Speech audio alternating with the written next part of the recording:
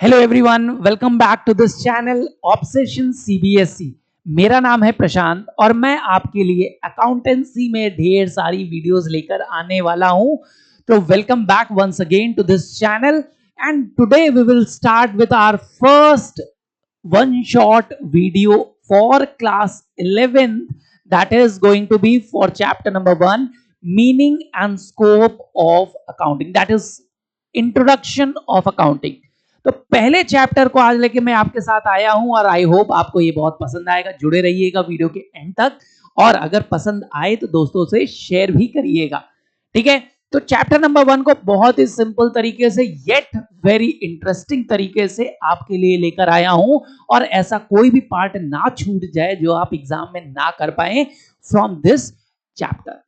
एक बार मैं अपने आप के बारे में भी थोड़ा सा इंट्रोड्यूस कर देता हूं कि मैं हूं प्रशांत और मैं सीबीएसई और आईएससी के बहुत से स्कूलों में ऑलरेडी पढ़ा चुका हूं और पिछले 10 से 12 साल से लगातार सीबीएसई की कॉपीज इवैल्यूएट कर रहा हूं। तो आप लोग के लिए वो सभी ट्रिक लेके आने वाला हूं जो सीबीएसई आपसे एक्सपेक्ट करता है बोर्ड एग्जामिनेशन में। कहां आपको मार्क एक्स्ट्रा मिलेंगे, क्या आपको अननेसेसरली कॉपी में नहीं यूज करना है, कहां पे मार्क डिडक्ट होंगे, ये सारी ट्रिक्स और शॉर्टकट्स आपके लिए लेकर आऊंगा और हर क्वेश्चन को आपके साथ एकदम सिंपल तरीके से शेयर करूंगा। किस टॉपिक पे किस किस टाइप के और कितने मार्क्स के क्वेश्चन इंट्रोड्यूस किए जाते हैं, ये सारा हम डिटेल में डिस्कस करेंगे और हमारे चैनल पे आप बने रहिए। सिर्फ कंटेंट ही नहीं, model sample papers, question paper, question bank, हम सब चीज आपके लिए लेके आएंगे, ठीक है। तो चलती है आज का वीडियो हम स्टार्ट करते हैं। तो today's topic is meaning and scope of accounting. Accountancy बच्चा पहली बार पढ़ रहा है, आप सभी अकाउंटिंग को पहली बार पढ़ने आए हो तो कहीं ना कहीं आपके मन में होता है भाई ये अकाउंटिंग है क्या, क्यों कर रहे हैं, कैसे होती है, क्या ये वही बैंक जाके लिखा पढ़ी का काम है। और क्या बच्चे के माइंड में एक बड़ा मिथ होता है कि सर ये तो पूरा मैथमेटिकल सब्जेक्ट होगा, हमसे तो नहीं हो पाएगा। देखिए ऐसा कुछ भी नहीं है और ऐसा भी है, ये है भी, it is correct as well as partially incorrect. Mathematics है बिल्कुल, it is a numerical subject. Accountancy is all about recording numerical things, that is monetary things. तो पैसा आ रहा है तो पैसे को क्वांटिफाइड तो हम करेंगे, यानी मैथमेटिक्स तो यूज होगी, बट ऐसी कोई मैथमेटिक्स नहीं यूज होगी जो कि आपको एल्जेब्रा याद करना पड़े या आपको ट्रिग्नोमेट्री लगानी होगी या फिर कोई पाइथागोरस थ्योरम को प्रूव करना हो, ऐसा कुछ भी नहीं। सिंपल अगर आपको basic mathematics that is BODMAS आता है तो आप अकाउंटेंसी को बिल्कुल एक्सेल कर सकते हो विदाउट एनी डिफिकल्टी। तो ये मिथ माइंड से निकाल दीजिए कि मैथमेटिक्स स्ट्रांग होगी तभी हम अकाउंटेंसी को कर पाएंगे, ऐसा बिल्कुल भी नहीं। दूसरा, अकाउंटेंसी क्योंकि एक नया सब्जेक्ट है आपके लिए तो पहले हम इसको इंट्रोड्यूस करेंगे थ्रू सम थ्योरेटिकल पार्ट। जो इसके थ्योरेटिकल पार्ट है डायरेक्टली प्रैक्टिकल पर हम जंप नहीं करेंगे, इसीलिए आपकी बुक्स में भी इनिशियली थ्योरी को थोड़ा सा एक्सप्लेन किया गया। 11th में बहुत इंपॉर्टेंट है, जब तक आपका ये थ्योरी बेस नहीं कवर करेगी, बेस नहीं बनाएगी, तब तक आप न्यूमेरिकल को बिल्ड नहीं कर पाओगे। तो directly skipping theory and jumping into numerical will not help you at all. और 11th के पेपर में आपको कहीं ना कहीं 30 से 40% जो मार्क्स होंगे या क्वेश्चंस होंगे वो थ्योरेटिकल बैकग्राउंड पर ही मिलेंगे, इसलिए थ्योरी भी बहुत इंपॉर्टेंट है। तो चैप्टर नंबर 1 बेसिक से स्टार्ट करते हैं कि अकाउंटिंग है क्या। तो सबसे पहले हम स्टार्ट करेंगे, देखिए हमारा ऑब्सेशन इंस्टीट्यूट का ऐप भी है और भी कंटेंट और छोटे छोटे वीडियोस के लिए, मीम्स के लिए जरूर फॉलो करें इस पेज को और सपोर्ट करें हमें, ठीक है।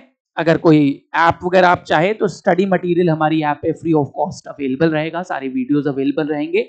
तो फॉर एंड्रॉइड यूजर्स आप ओविजेड ऐप डाउनलोड कर सकते हैं एंड फॉर iOS यूजर्स आप माई इंस्टीट्यूट ऐप यूज करेंगे और साथ में एक कोड भी हमें बता देंगे, ये आपको बता देते हैं, इस कोड को भी अप्लाई करेंगे so that and iPhone users इसको एक्सेस कर सके, ठीक है। तो हम स्टार्ट करते हैं अपनी जर्नी। सबसे पहले हम बात करेंगे what is an accounting and where it is defined. Accounting है क्या, देखिए बहुत कम चांसेस है कि सीबीएसई के सैंपल पेपर या कोई भी आपका स्कूल के पेपर में आपको अकाउंटिंग डिफाइन करने को आ जाए, चांसेस कम है, but we should know what is accounting. Accounting है क्या, कहां डिफाइन की गई, ये क्वेश्चन पूछा जा सकता है, ठीक है। तो वैसे तो ओवर द पीरियड बहुत से अकाउंटेंट आए और उन्होंने अपनी अपनी डेफिनेशन प्रेजेंट की है अकाउंटिंग, बट जो सबसे ज्यादा एक्सेप्टेड है वर्ल्ड वाइड वो डेफिनेशन है AICPA। AICPA that is American institute of certified public accountants. ये 1961 में आपको ये डेफिनेशन प्रोवाइड की गई थी bye American institute of certified public accountants. क्या डेफिनेशन दी गई थी इसको हम ब्रेक करके धीरे धीरे समझेंगे। ठीक है, क्या दी गई थी देखिए, अकाउंटिंग इज द आर्ट। सबसे पहला वर्ड मार्क करेंगे कि अकाउंटिंग इज द आर्ट, एक कला है, एक स्किल है। ऐसा नहीं है कि सबने रट लिया और अकाउंट्स प्रिपेयर हो जाएगा, नो। बच्चा हर कोई पढ़ेगा, लेकिन ऐसा नहीं कि हर कोई एक बार में अकाउंटिंग सही कर देगा या रियल लाइफ में हर कोई अकाउंटेंट ही बन जाएगा बहुत अच्छा। इंजीनियरिंग तो बहुत से बच्चे करते हैं, हर कोई बहुत अच्छा इंजीनियर नहीं कर पाता। मेडिकल बहुत बच्चे पढ़ते हैं, लेकिन हर कोई बहुत अच्छा डॉक्टर नहीं बन पाता। क्यों? क्योंकि skill required, it is a application based subject. तो it is an art of recording, classifying and summarising in a significant manner. कि ये आर्ट किस चीज की है कि हाउ द ट्रांजेक्शन, बिजनेस में जो भी हो रहा है। पहली बात, हम अकाउंटिंग बिजनेस के लिए बनाते हैं, ठीक है। अपने घरों में हम अकाउंटिंग करते हैं नहीं, हम जब पढ़ रहे हैं तो अकाउंटिंग तो बिजनेस पॉइंट ऑफ व्यू से पढ़ते हैं कि एक हमें बिजनेस करना होगा, कॉमर्स लिया है तो कुछ ना कुछ हम फ्यूचर में बिजनेस में, खुद का बिजनेस या किसी और के बिजनेस में हम ज्वाइन करेंगे, तो वहां पर फाइनेंशियल मैटर्स के ऊपर अकाउंटिंग करनी होगी। ठीक है, तो it is a art of recording, क्या रिकॉर्ड किया जाए, क्या रिकॉर्ड नहीं किया जाए, बुक्स में क्या लाना है क्या नहीं लाना है, इनके ऊपर हमको आर्ट है।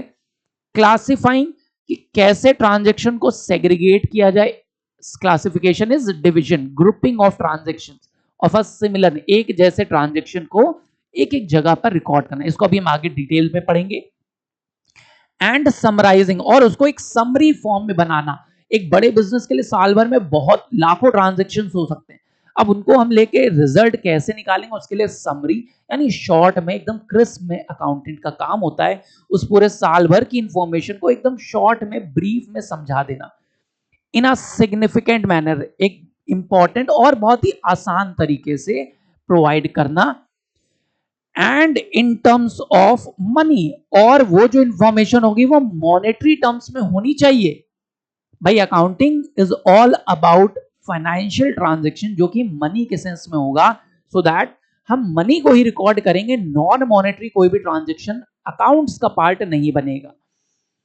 ट्रांजैक्शंस एंड इवेंट्स, जो भी बिजनेस के ट्रांजैक्शंस हैं या इवेंट हैं जो कि मनी के सेंस में है, which are in part at least of a financial character, चाहे वो फुली या इन पार्ट किसी फाइनेंशियल कैरेक्टर में हो, यानी कोई भी ऐसा बिजनेस की हैपनिंग, ऐसा कोई भी ट्रांजैक्शन जो पैसे में इन्वॉल्व होता हो, जिसकी वजह से फर्म के पास पैसे आ रहे हो या पैसे जा रहे हो, चाहे वो फुली या पार्शियली पैसे को इन्वॉल्व करता है, उन सभी ट्रांजैक्शन को कैसे रिकॉर्ड किया जाए, कैसे क्लासिफाई करेंगे, कैसे उसको समराइज करेंगे, and interpreting the result thereof, और उससे एट द एंड फर्म का रिजल्ट पता करेंगे कि प्रॉफिट हो रहा है, लॉस हो रहा है, हम ग्रो कर रहे हैं कि नहीं कर रहे हैं।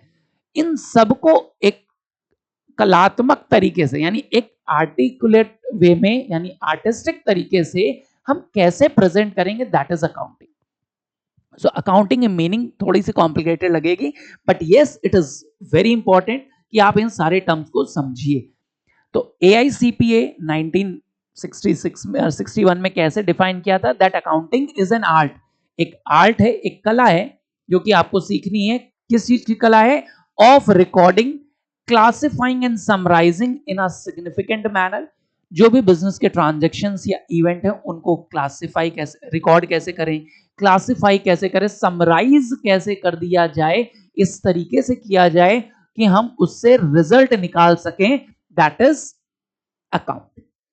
एज एन अकाउंटेंट आपको यही काम करना होगा कि आपके बिजनेस के अराउंड जो भी कुछ हो रहा है आपके बिजनेस में, कभी आप गुड्स खरीदोगे, कभी आप बेचोगे, सामान आएगा जाएगा, किसी को सैलरी पे करोगे, कभी आपके पास इनकम्स आएंगी, तो ये जितना भी चीजें बिजनेस में हो रही हैं जो कि फाइनेंशियल हैं, उन सभी हैपनिंग्स को ऑन पेपर इन रिकॉर्ड कैसे रिकॉर्ड किया जाए, उसको कैसे सेग्रीगेट किया जाए और उससे कैसे रिजल्ट निकाला जाए, दैट इज अकाउंटिंग। आया समझ में अकाउंटिंग क्या है? सिर्फ लिखाई पढ़ाई का काम नहीं है।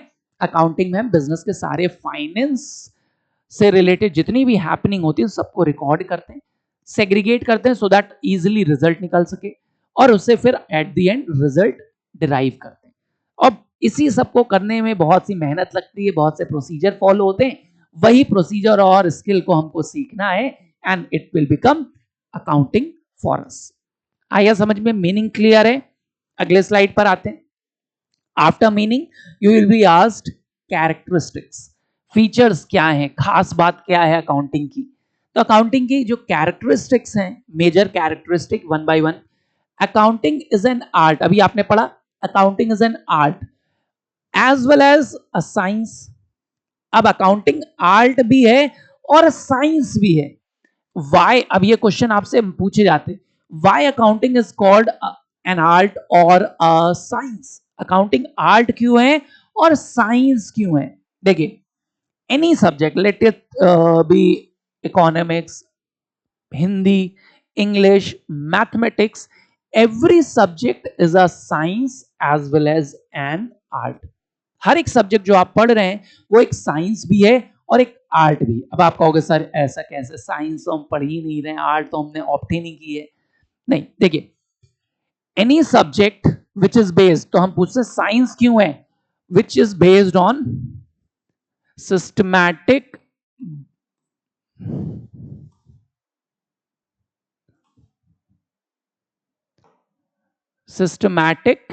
Body of knowledge.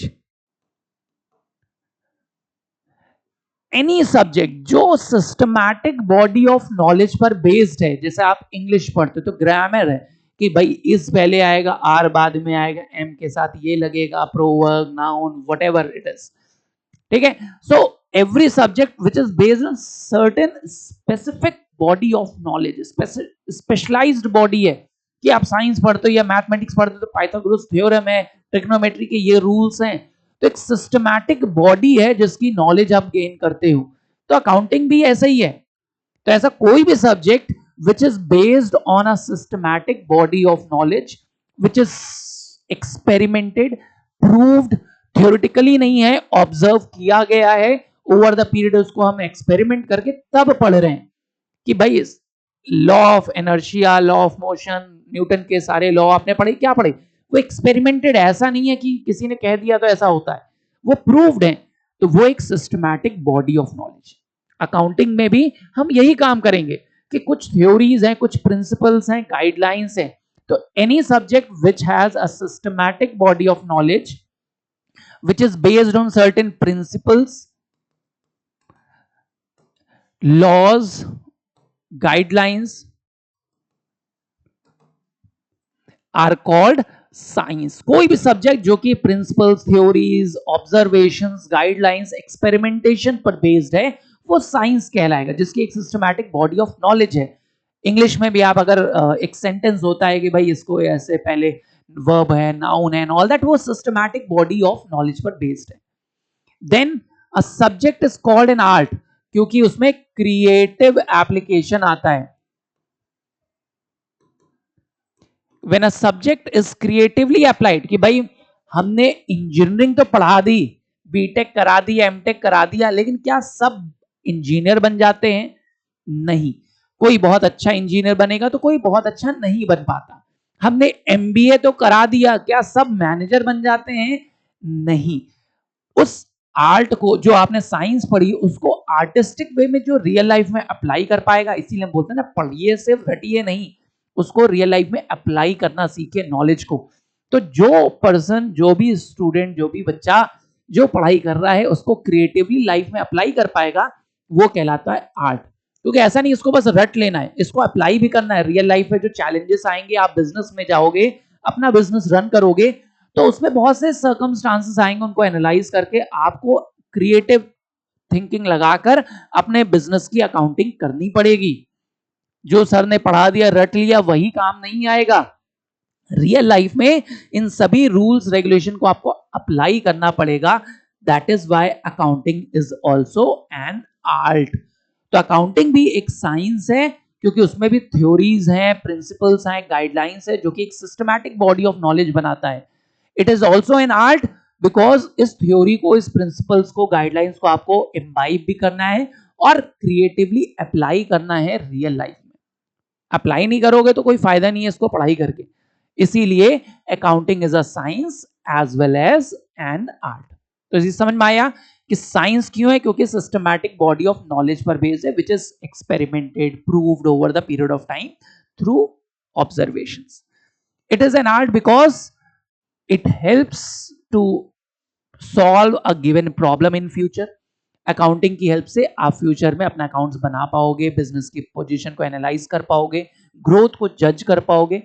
कब कर पाओगे? जब आप इस जो भी पढ़ोगे उसको रियल लाइफ में सही तरीके से क्रिएटिवली अप्लाई करोगे।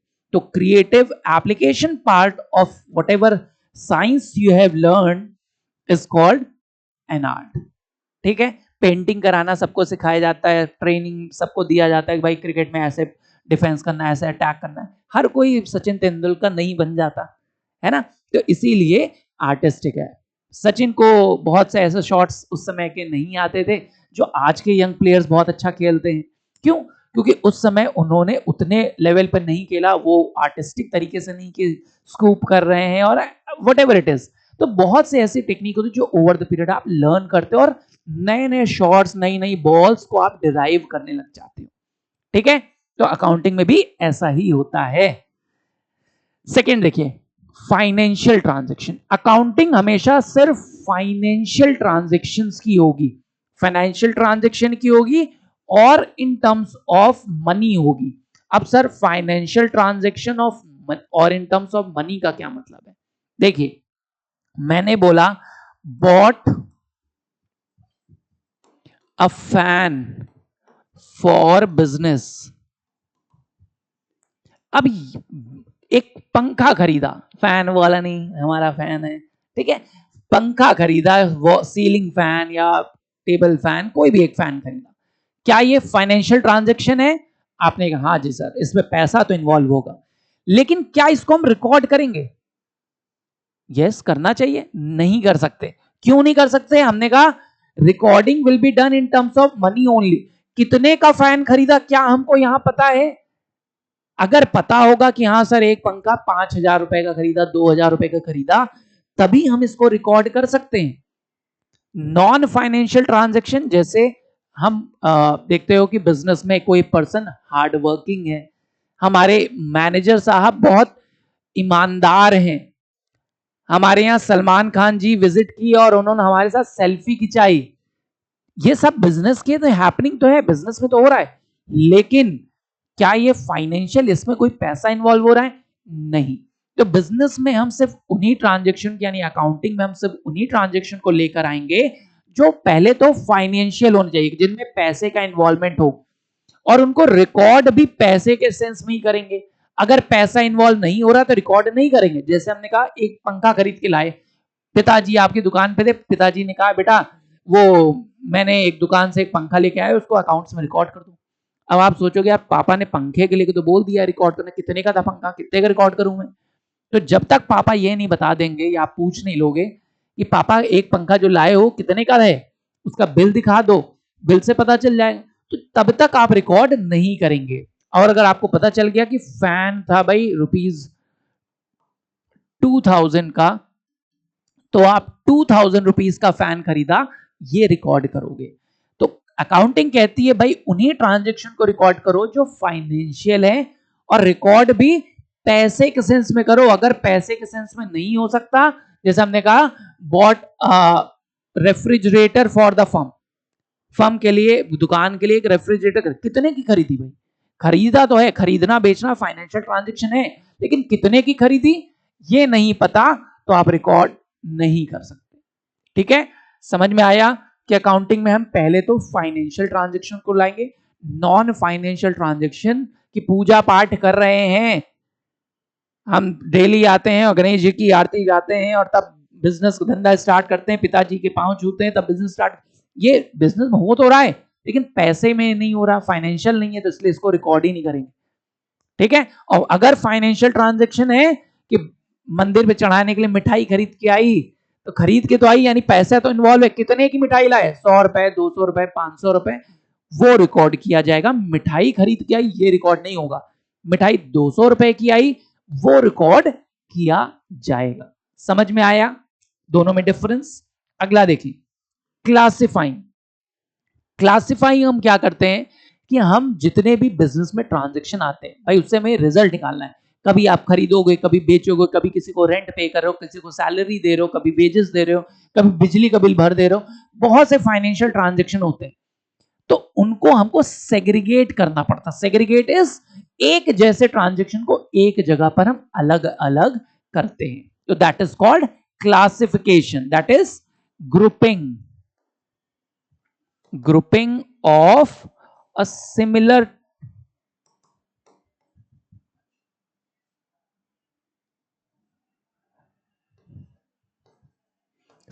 nature transaction, grouping of a similar nature transaction, एक जैसे ट्रांजेक्शन को एक जगह पे अलग अलग का। अच्छा, ये उधार की सेल है, इतना मैंने उधार पे बेचा है, इतना मैंने उधार पे खरीदा है साल भर में, तो टोटल उधार वाली एक जगह, इतना मैंने पैसे देके खरीदा, इतना मैंने कैश में गुड्स बेचे, इतना मैंने बिजली का बिल पे किया। तो साल भर जो आप एक जैसे ट्रांजेक्शन होंगे उनको छटनी करके अलग अलग करके एक जैसे ट्रांजेक्शन को एक जगह पे रख दोगे, तो दैट इज कॉल्ड क्लासिफिकेशन। तो अकाउंटिंग में हम ये काम भी करते हैं कि क्लासिफाई किया जाता है ट्रांजेक्शन को। फिर हम करते हैं summarise. Summarise means summary prepare करना। समरी प्रिपेयर करते हैं कि पूरे साल में तो बहुत ट्रांजेक्शन होंगे, हजारों लाखों ट्रांजेक्शन होंगे, उसको पढ़ पाना और उससे रिजल्ट निकालना डिफिकल्ट होगा। तो इसके लिए हम क्या करते हैं, सारे ट्रांजेक्शन की एक समरी बनाते हैं शॉर्ट में। जैसे आप बुक्स पढ़ते हो तो रिकैप होता है ना, बुक के पीछे समरी दी होती है, सारे जो चैप्टर में पढ़ा उसका एक शॉर्ट क्रिस्प ब्रीफ वर्जन। तो पूरे साल के ट्रांजेक्शन का ब्रीफ वर्जन प्रिपेयर करती है समराइजिंग अकाउंटिंग में। हम अकाउंटिंग में समराइजिंग भी करते हैं। Interpreting and analysing, that means analyse करना एंड रिजल्ट निकालना। तो पूरे डेटा को साल भर क्या हो रहा है अकाउंटिंग में हम उसको स्टडी करते हैं कि कैसा रहा, इनकम कितनी आई, खर्चा कितना हुआ, और उससे एट द एंड फर्म का रिजल्ट प्रिपेयर करके हम बताते हैं। That is called analysis and interpretation of result, कि फर्म का एट द एंड रिजल्ट क्या रहा, प्रॉफिट हुआ कि लॉस रहा, ये पता करते हैं और इसीलिए अकाउंटिंग कर रहे हैं। और लास्ट में आता है कम्युनिकेशन।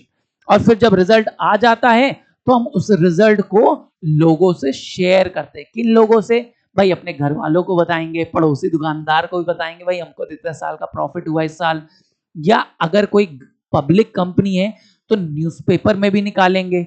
शेयर होल्डर्स हैं तो उनको बताना पड़ेगा, भाई आपने शेयर लगाया, खरीदा था, पैसे लगाए थे, तो हमने इस साल इतने का मुनाफा कमाया, इतना रिटर्न्स आपको मिलेगा एंड ऑल दैट। तो बहुत से यूजर्स होते हैं, उनको शेयर करना पड़ता है इंफॉर्मेशन। तो अकाउंटिंग में हम ये सारा काम करते हैं। इसको लेकर आपको एक डायग्राम समझाता हूं, उससे बहुत इजीली समझ में आएगा आपको। ठीक है, देखिए अकाउंटिंग में सबसे पहले हम क्या करते हैं, आइडेंटिफिकेशन। आइडेंटिफिकेशन पहला एक प्रोसेस के फॉर्म में हम समझते हैं। देखिए आइडेंटिफिकेशन से स्टार्ट होती है अकाउंटिंग। आइडेंटिफिकेशन, इसके बाद हम यहां पर हम करते हैं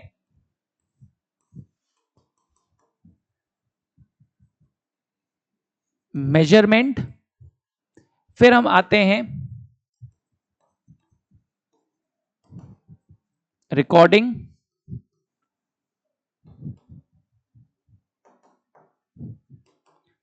classifying,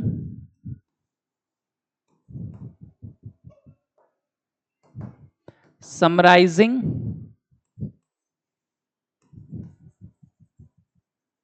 analysis and interpretation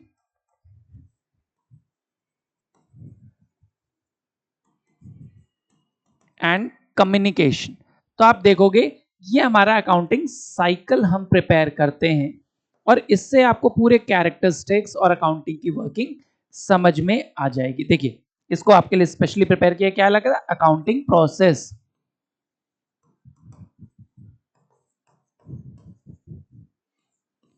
process या साइकिल भी बोलते हैं। देखिए accounting always start with identification. As an accountant जब आप अकाउंटिंग करोगे तो सबसे पहले आपको आइडेंटिफाई करना है क्या रिकॉर्ड किया, मतलब बिजनेस में अकाउंटिंग में क्या होगा क्या नहीं करेगी। तो आइडेंटिफिकेशन ऑफ बिजनेस ट्रांजैक्शन, आप आइडेंटिफाई करोगे कि कौन सा ट्रांजैक्शन बिजनेस का है और कौन सा हाउस होल्ड यानी पर्सनल ट्रांजैक्शन है। भाई घर की चीजों को हम बिजनेस में थोड़ी रिकॉर्ड करेंगे। घर में हमने 2 किलो आलू खरीदा, क्या दुकान पे लिखे उसको? नहीं। तो एज एन अकाउंटेंट आपको सबसे पहले देखना है कि इनमें से जो भी बिजनेस में हो रहा है कौन कौन से ट्रांजेक्शन बिजनेस से रिलेटेड है, क्योंकि ओनर के घर के भी बहुत ट्रांजेक्शन होंगे, पर्सनल होंगे, उन सबको हम रिकॉर्ड नहीं करेंगे अकाउंटिंग में। अकाउंटिंग में क्या रिकॉर्ड होगा? बिजनेस ट्रांजेक्शन जो बिजनेस से रिलेटेड है। अब जो बिजनेस से है, भाई बिजनेस में हमारे यहाँ मोदी जी आए और हमको शाबाशी देके चले गए, बहुत बढ़िया काम कर रहे हो। बिजनेस में तो हुआ क्या, इसको रिकॉर्ड कर लें अकाउंट्स में? नहीं। क्यों नहीं? क्योंकि मेजरमेंट नहीं हो सकता इन टर्म्स ऑफ मनी।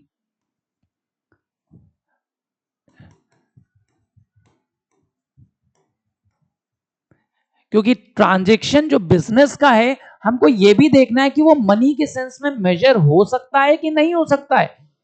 जैसे मोदी जी आए और शाबाशी देके चले गए, इसका कोई पैसे में कन्वर्जन नहीं कर सकते। हाँ, हमको गुड्स खरीदना पड़ा या मोदी जी को हमने चाय पिला दी और चाय को पिलाने में 10 रुपए खर्च हो गए, तो 10 रुपए का खर्चा दिखाएंगे जरूर। मोदी जी खुश हुए और हमको चेक दे के चले गए, तो वो जरूर दिखाएंगे कि बिजनेस को एक इनकम रिसीव हुई। तो ये क्या है, बिजनेस के ट्रांजैक्शन को ही रिकॉर्ड करेंगे, पर्सनल या हाउस होल्ड ट्रांजैक्शन नहीं आता अकाउंट्स में। अब बिजनेस के बहुत से ट्रांजैक्शन होते हैं, इंटरव्यू कलेक्ट करना कि भाई हमने इंटरव्यू कंडक्ट किया, अपने दुकान में भर्ती करनी थी और लड़कों की इंटरव्यू ले ली। मैनेजर ने अपने एम्प्लॉइज को ट्रेनिंग प्रोवाइड की, उनको समझाया कैसे बात करते हैं क्या नहीं करते। तो ये सब भी बिजनेस में हो रहा है, लेकिन क्या इसकी पैसे में कोई वैल्यूएशन हो सकती है? नहीं। तो अगर किसी भी ट्रांजैक्शन की पैसे में वैल्यूएशन हो सकती है तो उन्हीं ट्रांजैक्शन को अगले टर्म्स में मेजर करना है। कि पहले तो देखोगे बिजनेस में क्या क्या ट्रांजैक्शन है, सारे बिजनेस के हैं कि नहीं, कुछ पर्सनल है तो उनको हटा दो। अब बिजनेस के जो ट्रांजैक्शन है उसमें से कितने को हम मनी के सेंस में मेजर कर सकते हैं। जो मॉनेटरी ट्रांजैक्शन है उनको अब रिकॉर्ड करेंगे। रिकॉर्ड कहां करेंगे? ईदर इन जर्नल, एक बुक होती है जर्नल, है ना, जर्नल, ईदर इन जर्नल या फिर, और आप देखोगे जर्नल और सब्सिडरी बुक। तो एक बिजनेस या फिर जर्नल बनाएगा या सब्सिडरी बुक में रिकॉर्ड करेगा। अब ये जर्नल क्या होती है सर, सब्सिडरी का, ये हम धीरे धीरे सब पढ़ेंगे। यानी जब हम रिकॉर्ड करेंगे ट्रांजैक्शन को पहली बार, तो हम या फिर जर्नल में रिकॉर्ड करते हैं, एक बुक होती है जर्नल, या फिर हम सब्सिडरी बुक्स में रिकॉर्ड करेंगे। तो अब ट्रांजैक्शन को जो मनी के सेंस में उनको रिकॉर्ड किया जाएगा, लिखेंगे, बुक में लिखेंगे सारे ट्रांजैक्शन को, साल भर जितना भी ट्रांजैक्शन होता है उनको लिख देंगे। लिखने के बाद क्या करना है भाई, एक बुक में तो बहुत सारे ट्रांजैक्शन है, कभी इनकम का है, कभी पेमेंट का है, कभी पैसा जा रहा है, कभी उधार पे हो रहा है। तो अलग अलग बहुत टाइप के ट्रांजैक्शन, कभी रेंट पे करने में गया तो कभी सैलरी देने में गया। तो हर एक जैसे ट्रांजैक्शन को अलग अलग करना, छटनी कर देना, जिसको बताया क्लासिफिकेशन करेंगे, क्लासिफाई करेंगे।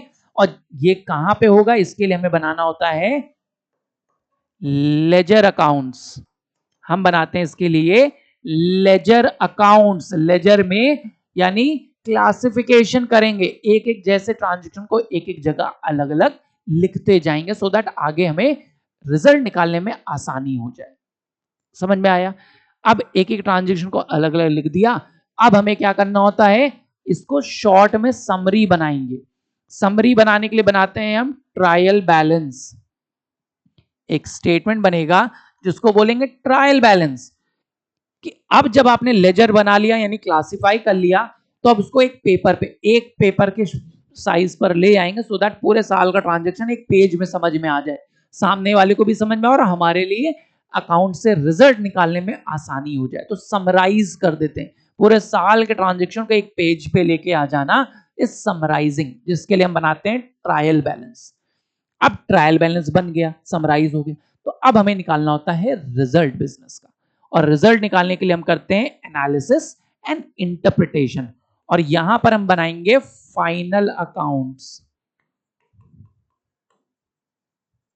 तो फाइनल अकाउंट प्रिपेयर होता है to know about the result of business. Result अब यहां पता चल जाएगा, क्या पता चल जाएगा? रिजल्ट, कि प्रॉफिट हुआ या लॉस हुआ, या कैसे रहा बिजनेस का। अब जब रिजल्ट आ गया है, अब हम उसको कम्युनिकेट करते। कम्युनिकेट किसको करेंगे? यूजर्स को। यूजर्स को कम्युनिकेट करेंगे। यूजर्स कितने होते हैं, कौन कौन से होते हैं, ये सब हम पढ़ेंगे। कुछ इंटरनल होंगे, कुछ एक्सटर्नल। जैसे आपके बोर्ड का रिजल्ट आया 10th में, अब उसको बहुत लोग जानने में इंटरेस्टेड होंगे। सीबीएसई के चेयरमैन को भी पता चला होगा, स्कूल्स को भी पता चला, आपके फैमिली में भी आया, आपके दोस्तों को भी पता चला, देयर आर मल्टीपल यूजर्स। तो वैसे ही बिजनेस, इस तरीके से अकाउंटिंग को हम पूरा पढ़ेंगे, और एक एक करके ये chapter wise, step by step हम सीखते भी जाएंगे पूरे साल। हमको पूरे साल 11th में यही करना है कि कैसे बिजनेस के ट्रांजेक्शन को आइडेंटिफाई करें, रिकॉर्ड करें, क्लासिफाई करें, समराइज करें, और रिजल्ट निकाल के उसको कम्युनिकेट किया जाए। समझ में आया? और यही अकाउंटिंग के कैरेक्टरिस्टिक्स, फीचर्स, अकाउंटिंग में यही सब काम होता है। आ गया समझ में? अगले पॉइंट पर आते हैं, अगली स्लाइड पर देखिए। अब आता है why are we doing accounting, क्यों कर रहे हैं, पर्पस क्या है इसको पढ़ने का। अकाउंटिंग पढ़ने, सर एक तो नौकरी चाहिए, नौकरी नहीं मिलेगी तो शादी घर वाले नहीं करेंगे, है ना, तो इसलिए पढ़ाई कर रहे हैं। मतलब ये ऑब्जेक्टिव हो सकता है, बट अकाउंटिंग का पर्पस क्या है, बिजनेस अकाउंट्स क्यों बना रही है, आपको पढ़ने का पर्पस अलग है, लेकिन बिजनेस अकाउंटिंग क्यों कर रही है, इसका पर्पस क्या है। हम अकाउंटिंग के बिना बिजनेस नहीं चला सकते क्या? एक सिंपल चाय वाला होता है, वो क्या लिखाई पढ़ाई कर रहा है? May be not. एक पान की दुकान लगाता है, एक सब्जी वाला, क्या वो अकाउंटिंग करता है? नहीं। लेकिन जो अच्छे बड़े बिजनेसमैन हैं, जो सक्सेसफुल हैं, उनको अकाउंटिंग करनी पड़ती है। क्यों करनी पड़ती? रीजन बहुत से हैं, तो उन्हीं रीजन को समझते हैं। 6 मार्क्स तक का ये क्वेश्चन लॉन्ग आंसर में आपको पूछा जा सकता है कि why do we do accounting, what are the aim, objective या पर्पस ऑफ अकाउंटिंग क्या है। तो पर्पस ऑफ अकाउंटिंग क्या है, बहुत आसान शब्दों में समझेंगे। सबसे पहले, to keep a systematic record of all business transaction. Accounting का सबसे पहला नियम होता है, क्यों कर रहे हैं भाई, ताकि बिजनेस के जितनी भी ट्रांजेक्शन उनको सिस्टमैटिकली रिकॉर्ड करके रखा जा सके। सर रिकॉर्ड करके रखना क्यों जरूरी? ताकि बेटा फ्यूचर में कोई कॉन्फ्लिक्ट ना आ जाए, कोई फ्यूचर में एविडेंस की जरूरत पड़ जाती है, कोई कहता है यार आपने 10 दिन पहले ये इस कस्टमर को बेचा था, इसका जरा एविडेंस दिखाना, तो हमें दिखाने की जरूरत पड़ सकती है फ्यूचर में बहुत जगह। जैसे आप अपने अपने रिपोर्ट कार्ड्स को संभाल के रखे हुए होंगे, किसी के पास 5th का रिपोर्ट कार्ड होगा, किसी के पास 8th का रिपोर्ट कार्ड अभी भी रखा होगा ना, क्या जरूरत है, क्यों रखे हो? क्योंकि आपको लगता है हो सकता है फ्यूचर में कभी जरूरत पड़ जाए। तो वैसे ही बिजनेस अपने सारे ट्रांजेक्शन का एक सिस्टमैटिक रिकॉर्ड बना के रखता है फॉर फ्यूचर रेफरेंस। अब इसमें एक टर्म आता है सिस्टमैटिक रिकॉर्ड, का मतलब क्या है? तो सिस्टमैटिक का मतलब होता है क्रोनोलॉजिकल। तो क्रोनोलॉजिकल ऑर्डर में, तो सिस्टमैटिक रिकॉर्ड का मतलब क्रोनोलॉजिकल ऑर्डर, दैट मींस अब आप कहोगे सर क्रोनोलॉजिकल ऑर्डर क्या होता है, तो अमित शाह का भाषण सुन लीजिए भाई। Chronology that is date and time wise. जब भी कोई ट्रांजेक्शन को हम डेट और टाइम के हिसाब से लिखते हैं, जैसे आप कॉपी का इंडेक्स बनाते हो कि इस डेट पे ये चैप्टर पढ़ा, फिर इस डेट के बाद ये चैप्टर पढ़ा, टाइम लाइन जिसको आप बोलते हो, तो सिस्टमैटिक रिकॉर्ड करना सो दैट जब हमें फ्यूचर में जाना हो कि भाई 2023 में दिसंबर के महीने में मैंने एक सेल की थी, उसका रिकॉर्ड दिखाइए, तो वो इजीली जाके 2023 का रजिस्टर खोले, उसमें दिसंबर मंथ खोले और आसानी से एविडेंस हम देख सकते हैं। तो सिस्टमैटिक रिकॉर्ड करके रखना। तो सिस्टमैटिक का मतलब क्या है? क्रोनोलॉजिकल ऑर्डर में रिकॉर्ड करना। समझ में आया? ठीक है। दूसरा purpose, to know about the profitability, profitability का मतलब होता है प्रॉफिट और लॉस ऑफ द बिजनेस, कि फर्म को प्रॉफिट या लॉस कितना हुआ इस साल किसी भी एक अकाउंटिंग पीरियड में। हम ये जानने के लिए अकाउंटिंग कर रहे हैं। अकाउंटिंग नहीं करेंगे तो हमको अपना प्रॉफिट या लॉस नहीं पता चल सकता कभी भी। अगर बिजनेस जानना चाहती है कि एक साल में एक पर्टिकुलर अकाउंटिंग पीरियड में मैंने कितना प्रॉफिट कमाया या कितना लॉस सफर किया, ये जानने के लिए आपको अकाउंटिंग करनी पड़ेगी। ठीक है, टू नो अबाउट प्रॉफिट और लॉस ऑफ द बिजनेस, कितना प्रॉफिट कमाया। सेकेंड, थर्ड हो गया to know about the financial position, कि हमारी फाइनेंशियल साउंडनेस क्या है, फाइनेंशियल स्ट्रेंथ क्या है। दैट मीन्स हमारे असेट्स एंड लाइबिलिटीज कितनी है, असेट्स और लाइबिलिटीज की पोजीशन क्या चल रही है, बैलेंस शीट कितनी स्ट्रांग चल रही है, इसके बारे में भी पता करना है। तो हमें क्या चाहिए, अकाउंटिंग की हेल्प चाहिए। अकाउंटिंग के बिना हम अपनी प्रॉफिट लॉस, अपनी फाइनेंशियल स्ट्रेंथ को नहीं पता कर पाएंगे। कि पहले आपके घर में 2 कार होती थी, आज आपके घर में 4 कार हैं। पहले आपके घर में 2 मोबाइल फोन होते थे, आज आपके घर में 6 मोबाइल फोन हैं। तो ये क्या हो रहा है, आपके असेट्स बढ़ रहे हैं। तो ये कैसे पता चलेगा, वैसे तो देख के सर पता चल जाएगा, लेकिन अकाउंटिंग बिजनेस में अकाउंट्स के थ्रू पता चलेगा कि कितने रुपए के हमारे वेल्थ, आज हमारी प्रॉपर्टी कितने की हो गई है। आपके पिताजी ने जब घर खरीदा था 1 करोड़ का था, आज के टाइम पे वो 5 करोड़ का हो चुका है। तो क्या हो रहा है, अकाउंटिंग की हेल्प से ये पता चलेगा कि कितनी वैल्यू कब बढ़ गई, कब घट गई, ये सारी चीजें। क्या आप ग्रो कर रहे हो कि डाउन हो रहे हो। तो फाइनेंशियल एंड प्रॉफिटेबिलिटी पोजीशन पता करने के लिए हम अकाउंटिंग करते हैं। इसके अलावा to know about the solvency position, firm की सॉल्वेंसी पोजीशन क्या होती है। सॉल्वेंसी का मतलब डेट पेइंग कैपेसिटी, क्या होती है, debt paying capacity. Debt paying capacity, उधार पे करने की क्षमता क्या है, कि अगर हमने बिजनेस को चलाने के लिए कुछ उधार वगैरह लिया है तो क्या वो हम टाइम पर पे कर पाएंगे कि नहीं पे कर पाएंगे। ये सब अगर हमको जानना है कि भाई हमारा उधार है, इसको अगर हम इस रेट से पे करें तो कितने दिन में पे कर पाएंगे। तो इन सब काम को जानने के लिए, सिचुएशन को जानने के लिए आपको अकाउंटिंग करना पड़ेगा। To ascertain the progress of the business, कि बिजनेस हमारा ग्रो कर रहा है कि नहीं कर रहा है। आपने चार्ट बनाया और आपको पता चल गया भाई प्रॉफिट हमारा पहले इतना था, फिर कम हो गया, फिर बढ़ गया और तब से बढ़ता जा रहा है। तो ये कैसे पता चल पाएगा, अकाउंटिंग की हेल्प से, कि ओवर द पीरियड हम ग्रो कर रहे हैं, हमारे जो प्रॉफिट्स हैं वो लगातार बढ़ते जा रहे हैं बिजनेस के। जैसे इकोनॉमी में आप देखिए जीडीपी लगातार बढ़ रहा होगा, पॉपुलेशन भी लगातार बढ़ रही है, कैसे पता चलेगा, हम अकाउंटिंग करते हैं, डेटा कलेक्ट करते हैं। बिना डेटा के कोई इंफॉर्मेशन हमको नहीं मिल पाएगी। तो accounting helps in ascertaining the growth of the business, इसीलिए हमें अकाउंटिंग की जरूरत है। इसके अलावा to provide information to various parties, हमें इंफॉर्मेशन प्रोवाइड करना होता है बहुत सी पार्टीज को। भाई जिन शेयर होल्डर्स ने हमारी कंपनी में शेयर्स खरीदे उनको इंफॉर्मेशन देनी होती है। बैंक से अगर हमने लोन लिया है तो हमको बैंक को भी इंफॉर्मेशन देनी होती है कि कितना पैसा हम रिटर्न पे कर पाएंगे, आपका डेट्स कब पे कर पाएंगे कि नहीं। जो हमारे डायरेक्टर्स होते हैं, मैनेजर्स होते हैं, वो अपनी इंफॉर्मेशन शेयर करते हैं, उनको भी चाहिए होती है भाई जो ऑब्जेक्टिव रखे थे, जितना प्रॉफिट का टारगेट दिया था वो अचीव हुआ कि नहीं हुआ। इंप्लॉइज को बताना पड़ता है कि हमने इतना प्रॉफिट कमाया, इस साल आपकी सैलरी इतनी बढ़ेगी। गवर्नमेंट को बताना पड़ता है कि भाई गवर्नमेंट हमने इतना प्रॉफिट कमाया, सो दैट गवर्नमेंट आए और हमसे टैक्स लेके चली जाए, है ना। तो बहुत से इंटरेस्टेड यूजर्स होते हैं, उनको इंफॉर्मेशन कम्युनिकेट करनी होती है। इन सब पर्पस के लिए हमको अकाउंटिंग बनानी पड़ती है। ठीक है, तो ये पर्पस होता है अकाउंटिंग को प्रिपेयर करने का। अगले टॉपिक पे आते हैं। तो फंक्शंस क्या है, अकाउंटिंग में काम क्या होता है, अकाउंटिंग कैसे हेल्प कर रही होती है। फंक्शंस ऑलमोस्ट सिमिलर ही आपको मिलेंगे। ठीक है, अकाउंटिंग का काम क्या है, तो अकाउंटिंग का पहला काम है मेजरमेंट, कि ट्रांजैक्शन को मेजर करना इन टर्म्स ऑफ मनी। क्या हो गया भाई,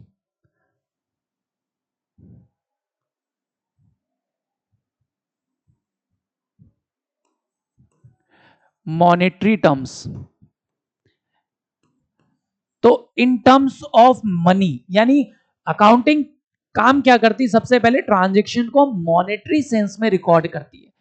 अगर मनी के सेंस में कोई ट्रांजैक्शन नहीं एक्सप्रेस हो सकता तो उसको रिकॉर्ड भी नहीं कर सकती। तो अकाउंटिंग का काम होता है जो भी फाइनेंशियल ट्रांजैक्शन जिनको मनी के सेंस में एक्सप्रेस कर सकते हैं उनको मेजर करना कि कितने रुपए का है, खरीदा है गुड्स, अच्छा कितने रुपए में खरीदा है, सैलरी पे की, अच्छा कितनी सैलरी पे की, रेंट पे किया, कितना रेंट पे किया, बेच के पैसा आया, कितना पैसा आया। तो मनी के सेंस में मेजर करना अकाउंटिंग का काम होता है।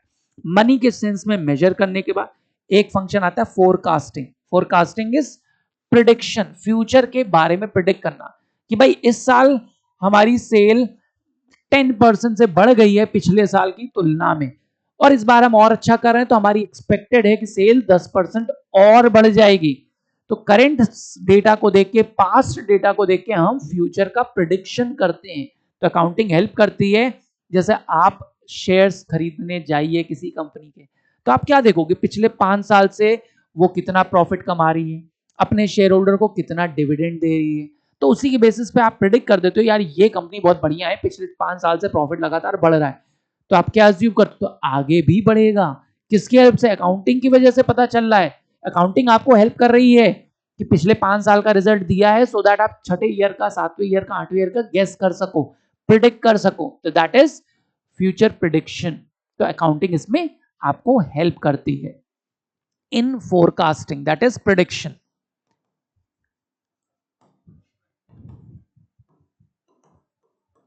Future predictions.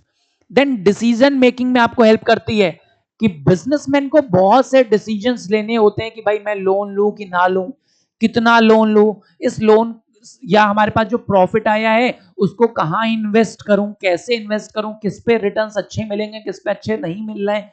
तो इन सारे डिसीजंस को लेने, क्या मैं नया असेट खरीदूं कि ना खरीदूं, इंप्लॉय को सैलरी कितनी बढ़ा के दूं, इंक्रीमेंट कितना दूं, ये सारे डिसीजन लेने में आपको अकाउंटिंग हेल्प करेगी। टैक्स पे करना है, कितना पे करना है, इन सब में हेल्प करेगी। कंपैरिजन एंड इवैल्यूएशन, कंपैरिजन में हेल्प करेगी कि अगर आपने प्रॉफिट कमाया तो आप इंटरनली अपने ही प्रॉफिट को कंपेयर कर सकते हो कि लास्ट ईयर तो यार मेरा इतना प्रॉफिट होता था, इस साल मेरा प्रॉफिट बढ़ गया, इस साल मैंने बहुत अच्छा काम किया, या मेरे कॉम्पिटिटर का प्रॉफिट इतना होता है और मेरा प्रॉफिट इतना हो रहा है। तो आप अपने फर्म को दूसरे फर्म से भी कंपेयर कर सकते हो। तो अकाउंटिंग ये आपको हेल्प करता है कि आप कंपैरिजन, क्यों, डेटा है। जब आपका रिजल्ट आएगा और आपके भाई का या बहन का रिजल्ट आएगा तो पेरेंट कंपेयर कर पाएंगे ना रिजल्ट देख के। ऐसे उनको क्या पता कौन अच्छा पढ़ रहा है, शर्मा जी का लड़का अच्छा खेल रहा है कि वर्मा जी का लड़का अच्छा खेल रहा है। डेटा, रिजल्ट बताएगा कि कौन अच्छा कर रहा है। तो इसीलिए अकाउंटिंग आपको हेल्प करता है इन कंपैरिजन और इवैल्यूएशन, दैट इज कितना प्रॉफिट कमा रहे हैं, कितना लॉस कमा रहे हैं, मतलब लॉस झेल रहे हैं, ये सब आपको अकाउंटिंग की हेल्प से पता चलेगा। अगले पे आते, कंट्रोल। बिजनेस में बहुत से डिसीजंस आपको लेने होते हैं कि ये काम करें कि ना करें।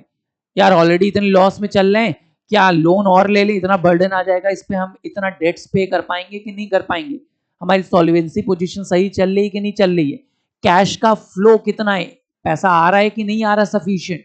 तो इन सारे डिसीजन में आपको हेल्प करता है अकाउंटिंग, कंट्रोल दिलाता है, बिजनेस को कंट्रोल रखता है कि अननेसेसरली आप बहुत ज्यादा एक्सपेंडिचर ना करिए, बहुत ज्यादा इनकम को उल्टा सीधा खर्च ना करिए। तो इन बहुत से डिसीजंस में आपको हेल्प करता है कंट्रोल करके। And last, government regulation and taxes, कि गवर्नमेंट के जो भी रूल्स रेगुलेशन है और टैक्स पे करने में हेल्प करता है। टैक्स आप कब पे करते हो भाई, इनकम के ऊपर, कितनी इनकम हुई बिजनेस को, कितना प्रॉफिट हुआ, ये कैसे पता चलेगा, अकाउंटिंग से। अकाउंटिंग आपको बताएगा कि बिजनेस का भाई इतना प्रॉफिट हुआ है और इस प्रॉफिट के बेसिस में हमारा इतना टैक्स बनता है, सो दैट हमें टैक्स पे करने में आसानी हो जाए, टैक्स कितना कैलकुलेट करना इसमें बहुत ईज हो जाए। अकाउंटिंग इन सभी कामों में आपको हेल्प करता है। समझ में आया, अकाउंटिंग के फंक्शन समझ में आए। अगले टॉपिक पे आते हैं। इसके बाद हमको देखना है एक टर्म, बुक कीपिंग। बहुत इंपॉर्टेंट, अच्छा टर्म है कि इकलौता ऐसा टर्म है जिसमें आप देखोगे डबल ओ, डबल के, डबल ई, इंग्लिश के 3 लेटर रिपीटेड एक साथ आते हैं। इकलौता वर्ड है, ऐसा और कोई वर्ड आपको मिलेगा नहीं, मिले तो कमेंट बॉक्स में जरूर बताइए, ठीक है। बट हम यहाँ इंग्लिश पढ़ाने नहीं आए, आपको फन फैक्ट्स देने नहीं आए हैं, अकाउंट्स पढ़ाने हैं। देखिए, जब अकाउंटिंग स्टार्ट होती है, अकाउंटिंग बहुत ऐसा नहीं है कि सदियों से चली आ रही, नया सब्जेक्ट इमर्ज हुआ था 16th सेंचुरी में, और वहां से पहले अकाउंटिंग से पहले भी काम चलता था। जब अकाउंटिंग नहीं थी तो क्या अकाउंट मतलब ऐसा हम लिखाई पढ़ाई का काम नहीं करते थे बिजनेस में, बिल्कुल करते थे, लेकिन पहले सिर्फ लिखाई होती थी और उससे ज्यादा कुछ नहीं होता था। होता क्या था कि पहले के टाइम पर जो अकाउंटिंग मानी जाती थी उसको हम अकाउंटिंग नहीं बोलते थे, हम क्या करते थे, ट्रांजैक्शन को आइडेंटिफाई करते थे और उसके बेसिस पे बस उनको रिकॉर्ड कर लेते थे। जिसको आप पढ़ते हो कि जब पहले अकाउंटिंग होती थी तो सबसे पहले आप रिकॉर्डिंग करते थे, जिससे आप देखोगे आइडेंटिफाई करते थे ट्रांजैक्शन को, आइडेंटिफाइंग करने के बाद उसको मेजर करते थे, मेजरमेंट होता था, मेजरमेंट करने के बाद उसको रिकॉर्ड करते थे, रिकॉर्डिंग, और क्लासिफाइंग। हम इतना ही काम करते थे पहले, और इतने काम को हम बोलते थे बुक कीपिंग। तो बुक कीपिंग एक आर्ट थी जहां पर अकाउंटेंट्स पहले के टाइम पर, जब अकाउंटिंग नहीं आई थी, तो अकाउंटेंट्स क्या करते थे भाई, बिजनेस का जितना भी फाइनेंशियल ट्रांजैक्शन उसको आइडेंटिफाई किया, अच्छा ये ट्रांजैक्शन बिजनेस का है, मनी के सेंस में भी हो सकता है, इसको रिकॉर्ड कर लो, एक जगह पे लिखते जाओ लिखते जाओ लिखते जाओ, और एंड में एक एक जैसे ट्रांजैक्शन को अलग अलग लिख दो, so that at the and पता चल सके कि साल में हमने टोटल कितने की सेल की, कितने का गुड्स खरीदा, कितने का रेंट पे किया, कितनी सैलरीज में खर्चा किया, ये पता चल सके, दैट्स इट। इतना ही पर्पस था पहले के टाइम पर। अकाउंटेंट का काम सिर्फ इतना होता था, लिखाई पढ़ाई। कॉपी में जैसे आप दुकान पे जाओ तो कई बार ग्रोसरी स्टोर वाले एक कॉपी में लिखते जाते हैं कि दिन भर में इतनी इतनी सेल की, that's it. For them it was simply like this, accounting के नाम पर इतना ही होता था। तो उसको बोलते थे बुक कीपिंग, बुक बना के रख लेना। बुक का मतलब अकाउंटिंग का जो रिकॉर्ड है उसको एक बुक्स में यानी एक रजिस्टर में लिख के एक जगह पे सिंपली रख देते थे, सो दैट फ्यूचर में कभी जरूरत पड़े तो हम उसको एज एन एविडेंस यूज कर सके, हमें फ्यूचर के लिए काम आ सके। इतना ही पर्पस होता था, और इसमें बहुत ज्यादा दिमाग की जरूरत नहीं होती थी। अगर आप पढ़े लिखे होते थे, थोड़ी बहुत बेसिक अपनी लैंग्वेज और मैथ्स आती थी, तो आप ये काम कर सकते। इसके लिए बहुत ज्यादा नॉलेज की रिक्वायरमेंट नहीं होती थी। लेकिन जब ओवर द पीरियड लोग ज्यादा एजुकेटेड होते रहे, उनको लगा कि यार जब इतना काम कर रहे हैं, इतना पैसा खर्च कर रहे हैं, बुक्स वगैरह बनाने पे टाइम लगा रहे हैं, तो इसको क्यों ना बेटर तरीके से यूज किया जाए, इससे कुछ और भी एक्सट्रैक्ट किया जाए। तब वहां से आया कि भाई इसको एक्सट्रैक्ट करके हम क्या कर सकते हैं, यहां से इसको सिंप्लीफाई पहले तो किया जाए। बहुत सारी बुक्स होती हैं, बहुत सारे डेटा, उसको सिंप्लीफाई करो, तब आगे यूज किया जा सकता है। तो यहां पे आया समराइजिंग, समराइजिंग स्टेप आया। जब समरी बन गई, ब्रीफ में आ गया, तो उससे एनालिसिस किया गया, एनालाइज किया गया एंड इंटरप्रेट किया गया रिजल्ट। तो इसके बाद ये जो स्टेप आए और रिजल्ट आया, उसको फिर हमने बाद में कम्युनिकेट किया। तो ये जो स्टेप्स बाद में ऐड किए गए, ये स्टेप आगे चल के कहलाए अकाउंटिंग, ये कहलाए अकाउंटिंग। तो आपने देखा बुक कीपिंग इनिशियल स्टेप्स थे, अब उसके बाद जब एक्स्ट्रा स्टेप ऐड किया, सो दैट उस रिकॉर्ड को हम यूज कर सके to find out profit loss growth, comparison कर सके, इन पर्पस के लिए जब यूज करने लग गए, तो ये कहलाई गई अकाउंटिंग। तो accounting is nothing just extension of book keeping. Book keeping होती थी, उसमें 2-3 स्टेप और आगे अकाउंटेंट्स ने परफॉर्म करना स्टार्ट कर लिया, और उसको बोला गया अकाउंटिंग। तो एक टर्म आता है कि accounting starts where book keeping ends, जहां पर बुक कीपिंग खत्म होती है वहीं से आपकी अकाउंटिंग स्टार्ट हो जाती है। ठीक है, लेकिन क्या आज के टाइम पे आप मॉडर्न एरा में पॉसिबल है कि हम सिर्फ अकाउंटिंग करें और बुक कीपिंग ना करें? ऐसा तो पॉसिबल नहीं है। इसीलिए जब आज हम मॉडर्न एरा में अकाउंटिंग की बात करते हैं, तो accounting involves whole of the thing, यानी अकाउंटिंग का मतलब सब होता है। Accounting involves book keeping in itself, यानी जब हम आज अकाउंटिंग बात करेंगे तो उसमें बुक कीपिंग और अकाउंटिंग सब मिला के बोलेंगे। ये नहीं बोलेंगे कि अकाउंटिंग बस इतना है, ये बुक कीपिंग अलग है। लेकिन टेक्निकली टर्म्स अलग होते हैं। बुक कीपिंग का मतलब था सिर्फ ट्रांजैक्शन को आइडेंटिफाई करना, मेजर करना, उसको रिकॉर्ड करके क्लासिफाई करके छोड़ देना। उससे कोई रिजल्ट वगैरह नहीं निकालते थे। अब जब रिजल्ट निकालने का काम स्टार्ट हो गया तो पहले क्लासिफाइड डेटा को हम सिंप्लीफाई करते थे और उससे फिर स्टडी करके रिजल्ट निकालते और उसको बताते थे लोगों को, तो वो बन गई अकाउंटिंग। समझ में आ गया इनके बीच का डिफरेंस? तो देखिए,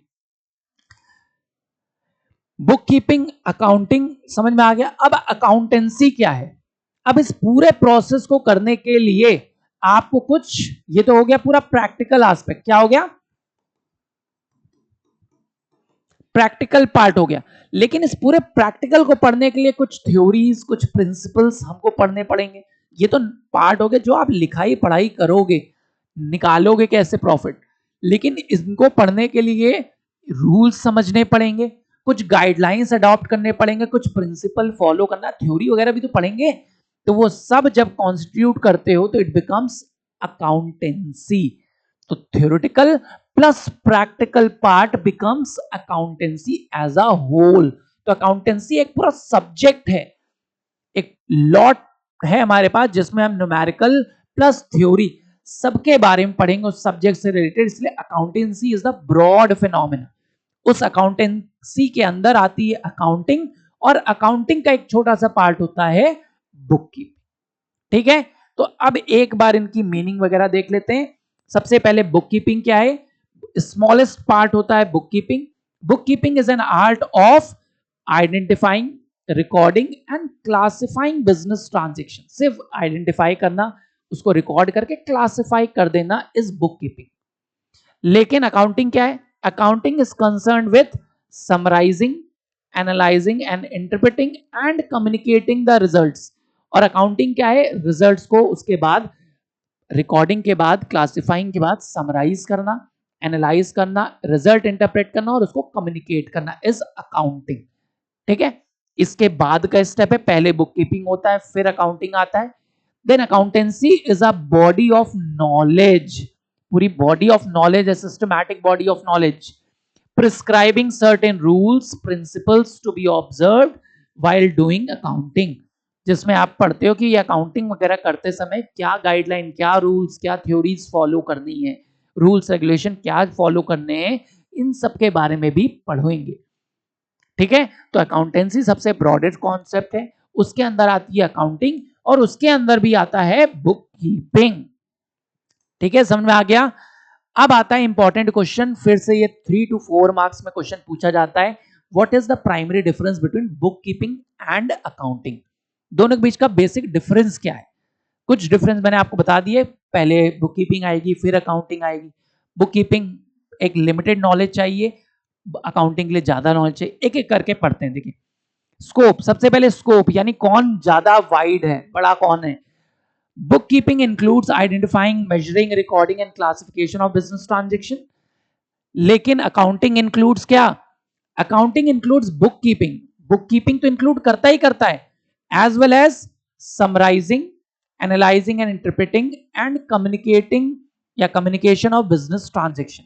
यानी it has a wider scope. इसका है स्कोप नैरो, नैरो स्कोप है, और इसका स्कोप क्या हो जाएगा? Wider scope. वाइडर स्कोप है क्योंकि इसमें ज्यादा चीजें आती हैं, इसमें थोड़ी सी चीजें हैं।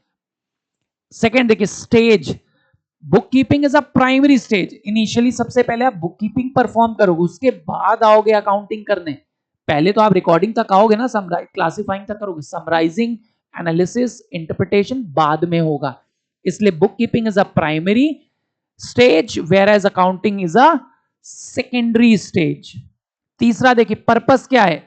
बुक कीपिंग का पर्पस होता है सिंपली बुक्स को मेंटेन करके रखना for future references, to maintain a systematic record maintain करके रखना is an objective of book keeping.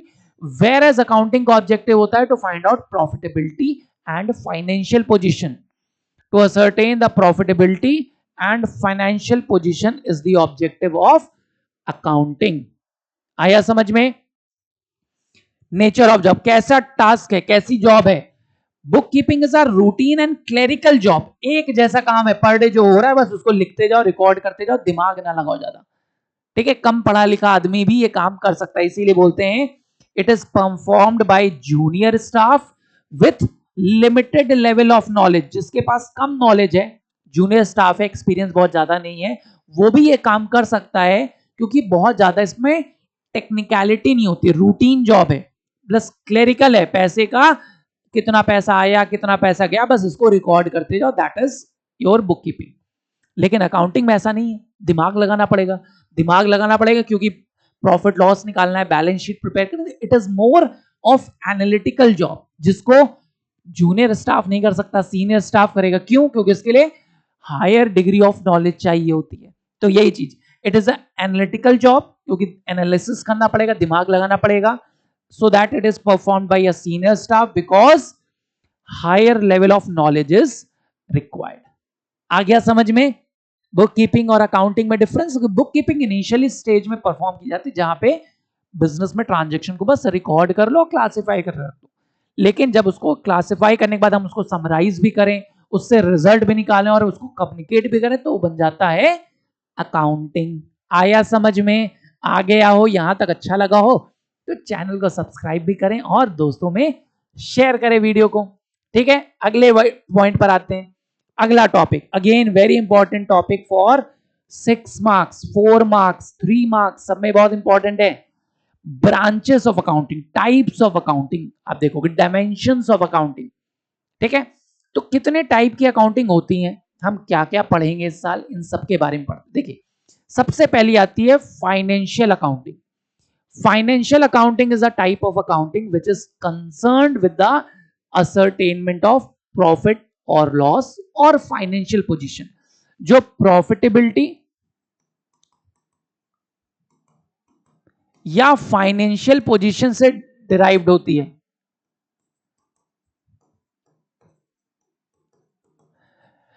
ऐसी कोई भी अकाउंटिंग जिसका पर्पस होता है कि प्रॉफिट लॉस पता किया जाए, फाइनेंशियल पोजीशन पता किया जाए, तो वो अकाउंटिंग कहलाती है फाइनेंशियल अकाउंटिंग।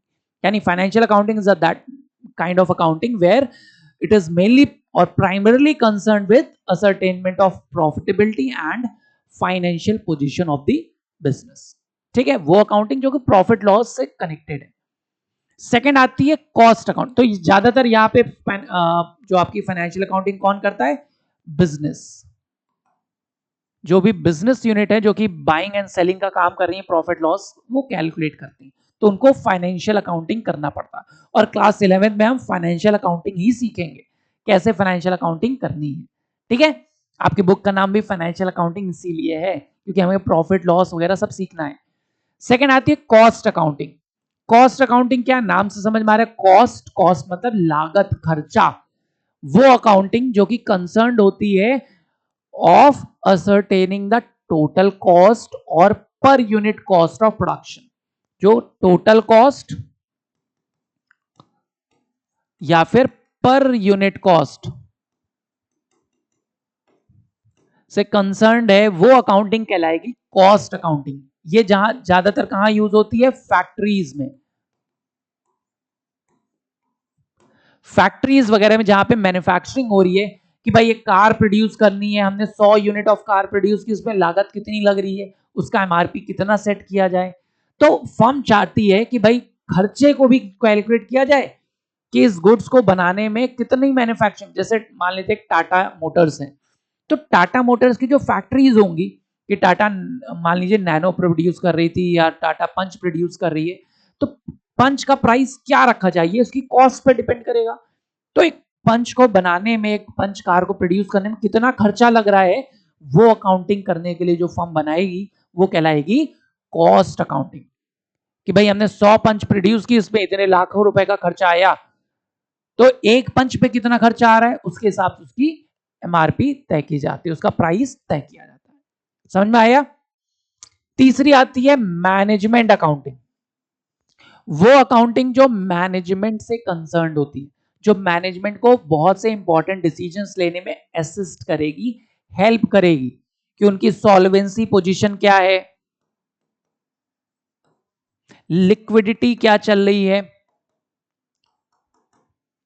सॉल्वेंसी, लिक्विडिटी या अदर फाइनेंस। सॉल्वेंसी अभी मैंने आपको बताया कि डेट पेइंग कंडीशन क्या है, उधार जो लिया है वो पे कर पाएंगे लॉन्ग टर्म में कि नहीं। अगर वही उधार शॉर्ट टर्म में तुरंत 1 महीने, 2 महीने, 10 महीने में पे करना हो तो लिक्विडिटी, कन्वर्टिव, कितना पैसा है कि भाई हम कैश में कन्वर्ट कर सके, कितना एसेट्स ऐसे हैं जिनको कैश में। तो ऐसे बहुत से मैनेजरियल डिसीजंस लेने होते हैं जिनके लिए हम मैनेजमेंट बहुत सारे अकाउंटिंग करता है। तो वो अकाउंटिंग जो कि मैनेजमेंट को इंपॉर्टेंट डिसीजंस लेने में हेल्प करे वो कहलाती है मैनेजमेंट अकाउंटिंग। ठीक है, वेरिएबल कॉस्ट क्या है, ऑल दैट वेरियस। फिर आती है टैक्स अकाउंटिंग, नाम से पता चल रहा है जो टैक्स कैलकुलेशन के लिए यूज होती है कि फर्म में कितना टैक्स पे करना है, चाहे इनकम टैक्स हो या आजकल आप पॉपुलर सुनते हो GST, goods and service tax कितना है। तो टैक्स से रिलेटेड जितनी भी अकाउंटिंग है वो कहलाती है टैक्स अकाउंट, जिनका मेन पर्पस होता है टैक्सेबिलिटी को असेस करना कि कितनी टैक्स लायबिलिटी बनेगी बिजनेस के ऊपर, कितना बिजनेस को टैक्स पे करना होगा, इनके बारे में असेस करना इज टैक्स अकाउंटिंग। फिर आता है ह्यूमन रिसोर्स अकाउंटिंग। ये 11th-12th में जनरली आपको देखने को नहीं मिलेगा, बट सीए लेवल पर आप पढ़ेंगे। मैंने कहा था ना मैं आपको एक्स्ट्रा भी प्रोवाइड करता जाऊंगा। तो सीए लेवल पर जब आप प्रिपरेशन करोगे तो आपको ह्यूमन रिसोर्स मतलब मैन पावर प्लानिंग, कि कितने लोग चाहिए संस्था में इस पोजीशन पे काम करने के, कितने वर्कर चाहिए, कितने गार्ड्स चाहिए, कितने सुपरवाइजर्स की रिक्वायरमेंट है हमारे पास, कितने हैं, कितने और चाहिए, उनकी सैलरी कितनी होगी, उनको अलाउंसेस कितने मिलेंगे, इन सबके बारे में जो अकाउंटिंग है that is called human resource accounting. Human resource planning के ऊपर है, कितने मैन पावर चाहिए, किस टाइप का चाहिए, कहां से एक्वायर करेंगे, कितना सैलरी देंगे, इन सब के बारे में ह्यूमन रिसोर्स अकाउंट। लास्ट आती है आपकी सोशल रिस्पॉन्सिबिलिटी अकाउंट, जो बिजनेस एथिक्स के ऊपर होती है कि बिजनेस की सोशल रिस्पॉन्सिबिलिटीज होती हैं कि एक बिजनेस भाई अपने सोसाइटी पे कितना खर्चा कर रहा है, एनवायरनमेंट के लिए कितना खर्चा कर रहा है। कई बार आप देखोगे बिजनेस ने फ्री में हॉस्पिटल्स, स्कूल्स, चैरिटेबल ऑर्गेनाइजेशंस और आजकल देखोगे सोशल इवेंट्स में भाई भंडारे लगा देते हैं, कहीं खाने पीने का वो कर दिया, फ्री मेडिकल ट्रीटमेंट लगा दिया। तो ये सब क्या है, सोशल। पेड़ लगवा दिए, बीसीसीआई आईपीएल आप देखते होंगे कि डॉट बॉल पर एक पेड़ लगा रही है, तो क्या है, या किट्स डिलीवर कर रही है, विमेन एजुकेशन को प्रमोट कर रही है। तो that is all social accounting, कि सोशल रिस्पॉन्सिबिलिटी को फुलफिल करने के लिए बिजनेस कितना खर्चा कर रहा है, तो इनके ऊपर भी अकाउंटिंग करनी पड़ती है। तो that is called social responsibility accounting. आ गया समझ में? ये 5 से 6 टाइप की अकाउंटिंग हमारी कौन कौन सी है, सबके लिए अलग अलग टर्म है और सबका पर्पस अलग होता है। आपसे एग्जाम में किसी के ऊपर भी थ्योरी में नोट्स आ सकता है, आइडेंटिफाई करने का आ सकता है, और जो पूरे साल आप पढ़ेंगे 11th-12th में वो पढ़ेंगे फाइनेंशियल अकाउंटिंग, प्रॉफिट लॉस से कंसर्न होगा। आ गया समझ में? अगली स्लाइड पर आते हैं, अगला टॉपिक देखते हैं जल्दी से। अब हमने बोला था लास्ट में कि जो अकाउंटिंग की इंफॉर्मेशन हो उसको हमें कम्युनिकेट करना होता है। किसको कम्युनिकेट करेंगे? यूजर्स को। यूजर्स कौन होते हैं? 2 टाइप के यूजर्स, एक होते हैं इंटरनल यूजर और एक होंगे एक्सटर्नल यूजर। जैसे मैंने आपको कहा कि आपका बोर्ड का 10th का रिजल्ट आया तो पूछने वाले बहुत होंगे, कुछ होंगे आपके घर के लोग, आपके भाई बहन, माँ बाप, रिलेटिव्स, कुछ होंगे एक्सटर्नल कि आप जब एडमिशन लेने स्कूल जाओगे दूसरे स्कूल में तो आप स्कूल वाले पूछेंगे भाई कितना रिजल्ट आया था 10th में। यस और नो? जब आप कहीं गवर्नमेंट जॉब के लिए जाओगे तो वो आपसे रिजल्ट पूछेंगे भाई 10th में कितना आया था। तो there are multiple internal and external. एक बिजनेस के लिए भी ऐसा ही होता है कि बिजनेस की इंफॉर्मेशन को जानने के लिए बहुत से लोग उत्सुक रहते हैं, बहुत लोगों को इंटरेस्ट होता है कि भाई बिजनेस कैसा काम कर रहा है, रिलायंस है, अडानी है या टाटा है। हम अपने इंडियन मार्केट में देखें तो हम बहुत इंटरेस्टेड होते हैं कि किस बिजनेस ने कैसा किया। किसी कंपनी में अगर पैसा लगा दिया तब तो बिल्कुल उसका इंटरेस्ट देखेंगे कि यार ये कंपनी में पैसा लगाया है, यार ये अच्छा कर रही है कि नहीं कर रही है ना। आईपीएल याद आया, ड्रीम 11 टीम बना दी तो वो प्लेयर अच्छा कर रहा है कि नहीं कर रहा है। तो ऐसे ही बिजनेस में भी काम होता है, तो बिजनेस को इसे देखना पड़ता है। तो यूजर्स कौन कौन से हैं? 2 टाइप के यूजर होते हैं, 2 कैटेगरी में। इंटरनल यूजर जो कि इंटरनल मैनेजमेंट का पार्ट होते हैं, ये ध्यान रखिएगा, they take part in the management, ये बिजनेस के मैनेजमेंट से कंसर्न्ड होते हैं। दुकान के अंदर बैठा हर एक आदमी इंटरनल नहीं है, ये चीज ध्यान रखिए। जो डिसीजन मेकिंग में, पॉलिसी मेकिंग में, पॉलिसी फॉर्मुलेशन में, स्ट्रेटजीज मेकिंग में काम करते हैं, अपना रोल प्ले करते हैं, वो इंटरनल होते हैं। जो फर्म के लिए स्ट्रैटेजी बनाएंगे, डिसीजन लेंगे, मतलब रूल्स वगैरह डिजाइन करते हैं, वो इंटरनल होंगे। इसलिए इंटरनल मेंबर्स कौन है? These are the persons who have direct interest in the business enterprise. Interest का मतलब in the work, in the management, in the management of the enterprise या बिजनेस। ठीक है, जो डिसीजन मेकिंग में पार्ट करेंगे। कौन कौन होते हैं? ओनर्स, मैनेजमेंट, जो मैनेजमेंट का पार्ट होंगे, इन्वेस्टर्स, इन्वेस्टर का मतलब शेयर होल्डर्स, जितने भी शेयर होल्डर्स हैं वो सब इन्वेस्टर्स कहलाते हैं बिजनेस के लिए, वो भी इंटरनल का पार्ट माने जाएंगे। Board of directors, CEOs, chairman, presidents, vice presidents, ये सब ऐसी पोस्ट हैं जो कि फर्म के मैनेजमेंट से कंसर्न्ड है, डिसीजन मेकिंग से कंसर्न्ड है, या टॉप लेवल ऑफ मैनेजमेंट कहते हो आप इनको। ठीक है, तो ये लोग वो हैं जो कि कंपनी के मेन कर्ता धर्ता हैं, जो कि पॉलिसी बनाएंगे फर्म को कैसे चलाया जाए, कैसे फॉलो किया जाए, क्या नया किया जाए, क्या नहीं किया जाए, इनके ऊपर काम करते हैं। ठीक है, दूसरे होते हैं एक्सटर्नल, जो कि डायरेक्टली फर्म से कनेक्टेड नहीं होते, मतलब कनेक्टेड होंगे बट मैनेजमेंट से कनेक्टेड नहीं होते। इंडिविजुअल्स और ऑर्गेनाइजेशंस हु हैव प्रेजेंट और फ्यूचर इंटरेस्ट, जिनका अभी इंटरेस्ट है और हो सकता है जिनका फ्यूचर में इंटरेस्ट बने। जैसे कि मान लीजिए मेरे पास कहीं से कुछ पैसे आ गए और मैंने सोचा यार इसको म्यूचुअल फंड में लगा देते हैं, एसआईपी में लगा देते हैं, किस कंपनी में लगाऊं?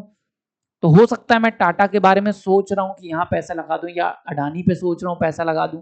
तो क्या हुआ, मैं अडानी का भी कस्टमर नहीं हूं, लेकिन मैं उनका फ्यूचर कस्टमर बन सकता हूं, क्योंकि मैं उनके शेयर्स, उनके फाइनेंशियल पोजीशन को चेक कर रहा हूं। तो उनको लगेगा ना कि भाई कि प्रशांत सर को भी चाहिए, हो सकता है मेरी इन्फॉर्मेशन बता दो कि मैं बहुत अच्छा काम कर रहा हूँ, लीजिए देखिए हमारे यहाँ पैसा लगाइए। तो जो करेंट और फ्यूचर इंटरेस्ट होता है बिजनेस में, but are not the part of management, but वो मैनेजमेंट का पार्ट नहीं है। मैं अडानी में कोई मैनेजमेंट का पार्ट नहीं हूं, मैं पैसे लगाने की सोच रहा हूं तो मैं इनका एक्सटर्नल यूजर हो सकता हूं। मैं भी देखूंगा कि यार अडानी में पैसा लगाना है तो रिटर्न्स कितने दे रहे हैं या कितने नहीं दे रहे हैं, हमको पता करना पड़ेगा। ठीक है, समझ में आया? तो यूजर्स कौन हो गए? External users are those who have interest in the work of the enterprise, चाहे वो प्रेजेंट इंटरेस्ट हो या फ्यूचर का इंटरेस्ट हो, but they are not the part of management.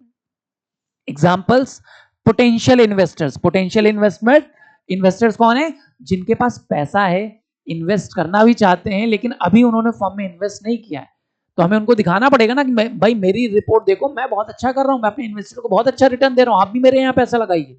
तो वो हमारे एक्सटर्नल यूजर हो जाएंगे।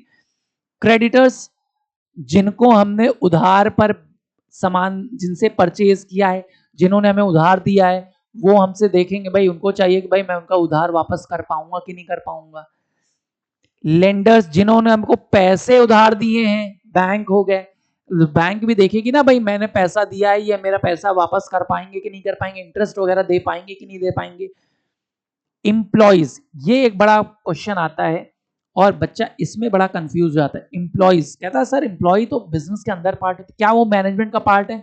नहीं, एम्प्लॉय आता है, अपना काम करता है, सैलरी लेता है, चला जाता है, वो इंटरनल डिसीजन मेकिंग का पार्ट नहीं होता, वो मैनेजमेंट का पार्ट कभी नहीं होता। इसलिए एम्प्लॉय को एक्सटर्नल यूजर की तरह ट्रीट किया जाता है। गवर्नमेंट, गवर्नमेंट भी इंटरेस्टेड होती है टैक्स लगाने के लिए, उसको चाहिए कि भाई आप सही काम कर रहे हो, कितना काम किया, प्रॉफिट कितना कमाया, उस पर टैक्स दे दो भाई। कस्टमर्स, हमारे बिजनेस का कस्टमर, मैं भी एज अगर रिलायंस का कस्टमर हूं तो मैं भी देखूंगा कि रिलायंस अच्छा काम कर रही है कि नहीं कर रही। टाटा का कस्टमर हूं तो मैं भी चाहूंगा कि टाटा की रिपोर्ट्स देखूं, अच्छा काम कर रही है, प्रॉफिट हो रहा है तो और पैसा लगाया जाए, नहीं हो रहा तो निकाल लिया जाए पैसे। कॉम्पिटिटर्स, जो हमारे कॉम्पिटिटर है बिजनेस के, हमारा राइवल फर्म्स होंगी, वो भी देखेंगे यार इन्होंने इतना पैसा कमाया इस बार, हमारे से कहां चूक हो गई, है ना? तो आपका रिजल्ट आपका दोस्त भी देखेगा, जो कॉम्पिटिटर, यार इतना रिजल्ट तुम ले आए, 90% ले, कहां से पढ़ रहे हो? तो आप बता देना प्रशांत सर से पढ़ रहे हैं। ठीक है, and last society as a public, तो पब्लिक को भी चाहिए होता है मैं भी जानूं कि भाई इंडिया में ये फर्म है, ये कैसा काम कर रही है, जोमेटो कैसा पैसा कमा रही है, सबको इंटरेस्ट होता है, जिन्होंने भी जानना है। जो कस्टमर है नहीं है तो भी हमें इंटरेस्ट है।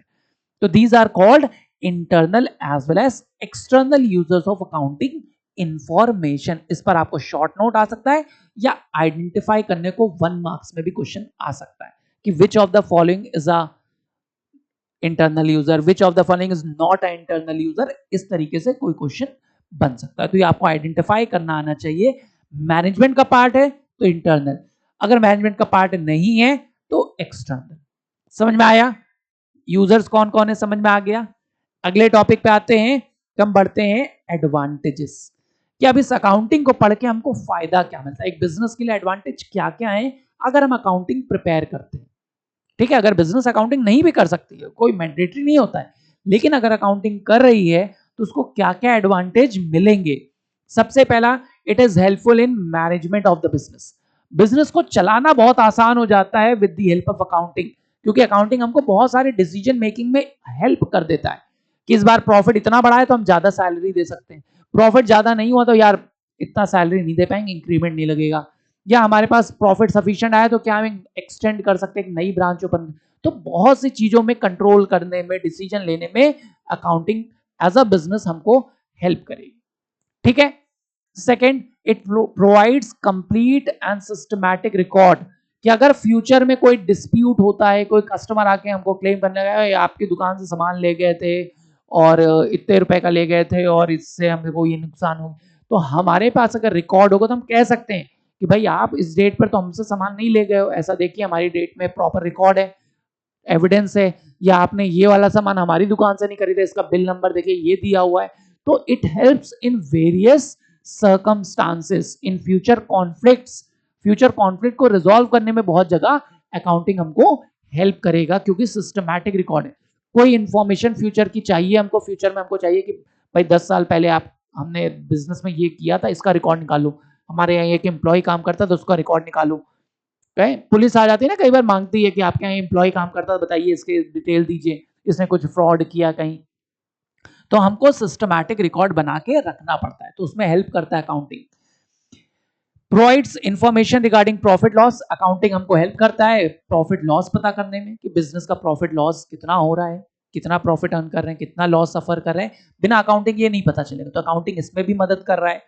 It also helps in providing information regarding financial position, कि फाइनेंशियली हम कितना ग्रो कर रहे हैं, हमारी स्टेटस मार्केट में कितना बढ़ रहा है, हमारे असेट्स कितने बढ़ रहे हैं, लाइबिलिटीज कैसी हैं, इन सब के बारे में हमको इंफॉर्मेशन प्रोवाइड करती है अकाउंटिंग, हेल्प करता है।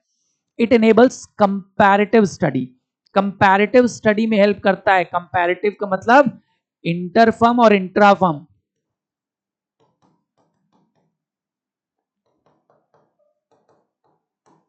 तो दो टाइप के कंपैरिजन होते हैं, inter firm and intra firm.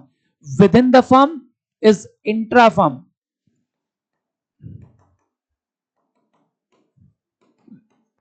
Inter firm is outside firm. कि अगर हम अपनी ही फर्म में कंपेयर कर रहे हैं, पिछले साल इतना प्रॉफिट हुआ था, इस साल इतना हुआ, दो ब्रांचेस में कंपेयर कर रहे हैं कि ये वाली ब्रांच में तो इतना प्रॉफिट हो रहा है, इस ब्रांच में इतना, तो that is intra firm comparison. And अपने ही बिजनेस के प्रॉफिट को किसी दूसरे कॉम्पिटिटर के बिजनेस से कंपेयर करने लग जाए तो इंटर फर्म कंपैरिजन। तो अकाउंटिंग ही है जो हमको हेल्प कर रही है कंपेयर करने में, कंपेयर करेंगे तो ग्रो ज्यादा करेंगे, हम इंप्रूवमेंट ज्यादा कर सकते हैं, यार पिछली बार से अच्छा प्रॉफिट नहीं हुआ, इस बार हमें और मेहनत करने की जरूरत है। ठीक है, तो अकाउंटिंग के हेल्प से हम कंपेयर कर सकते हैं। Helpful in assessment of tax liability, with the help of accounting हम कितना टैक्स पे करेंगे ये कैलकुलेट करना हमारे लिए बहुत इजी हो जाता है। Accounting helps in ascertaining the tax liability of the business. ठीक है, कि कितना जीएसटी पे करना है, कितना इनकम टैक्स पे करना है, कितना प्रॉफिट टैक्स पे करना है, ये सब आसान हो जाता है जब आप अकाउंटिंग से एक्चुअल प्रॉफिट लॉस कैलकुलेट करते हैं, है ना। आए समझ में। एविडेंस इन लीगल मैटर्स, कभी कोई कानूनी कार्रवाई हो जाए, कोई जरूरत पड़ जाए, तो अकाउंटिंग हमने कर रखा है, देखिए इस साल का प्रॉफिट आया था, मैंने टैक्स पे किया है, सही प्रॉफिट कैलकुलेट किया था, इस पे इतना ही टैक्स बनता है, आप हमको गलत केस में फंसा नहीं सकते। तो अकाउंटिंग के होने से हम बहुत सारे लीगल और जो भी गवर्नमेंट के मैटर्स होते हैं उसमें अपने आप को बचा सकते हैं प्रॉपर अकाउंटिंग करने पर। कि रेड पड़ जाए बिजनेस में, हमारे पास रिकॉर्ड है ना, देखिए हमने सारा प्रॉफिट निकाला है, सही से दिखाया है, टैक्स दिया है, ऑडिटिंग के टाइम पे हम अपने आप को सेव कर सकते हैं with proper accounting records. Then helpful in raising loans. अब अगर हमको बैंक वगैरह से लोन लेना होता है तो लोन के केस में फर्म क्या देखती है, आपकी प्रॉफिटेबिलिटी, कि आप पिछले 4-5 साल से कितना प्रॉफिट कमा रहे हो, टैक्स पे कर रहे हो कि नहीं पे कर रहे हो, आईटीआर अपना दिखाइए। तो ये सारे डॉक्यूमेंटेशन के बाद ही हमको लोन मिलता है।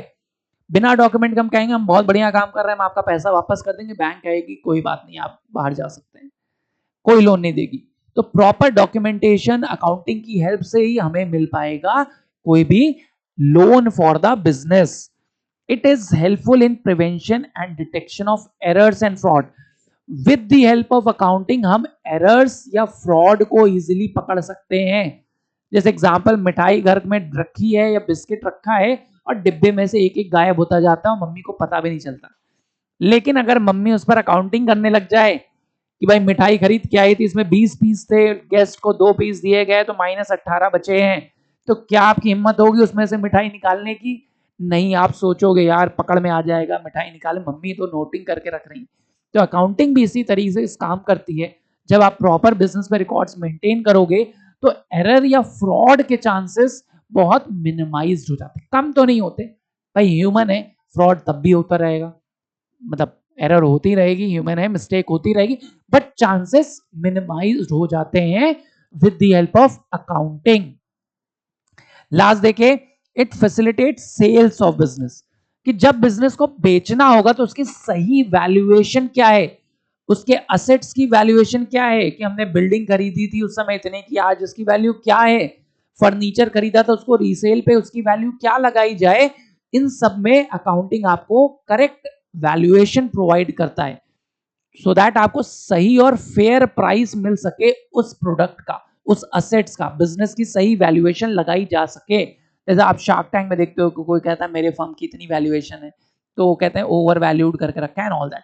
तो फेयर वैल्यूएशन में आपको हेल्प करेगा, सो दैट आपको बिजनेस को सेल करते समय सही सही वैल्यू मिल सके। तो समझ में आई एडवांटेजेस क्या है अकाउंटिंग, इसीलिए हम कर रहे हैं।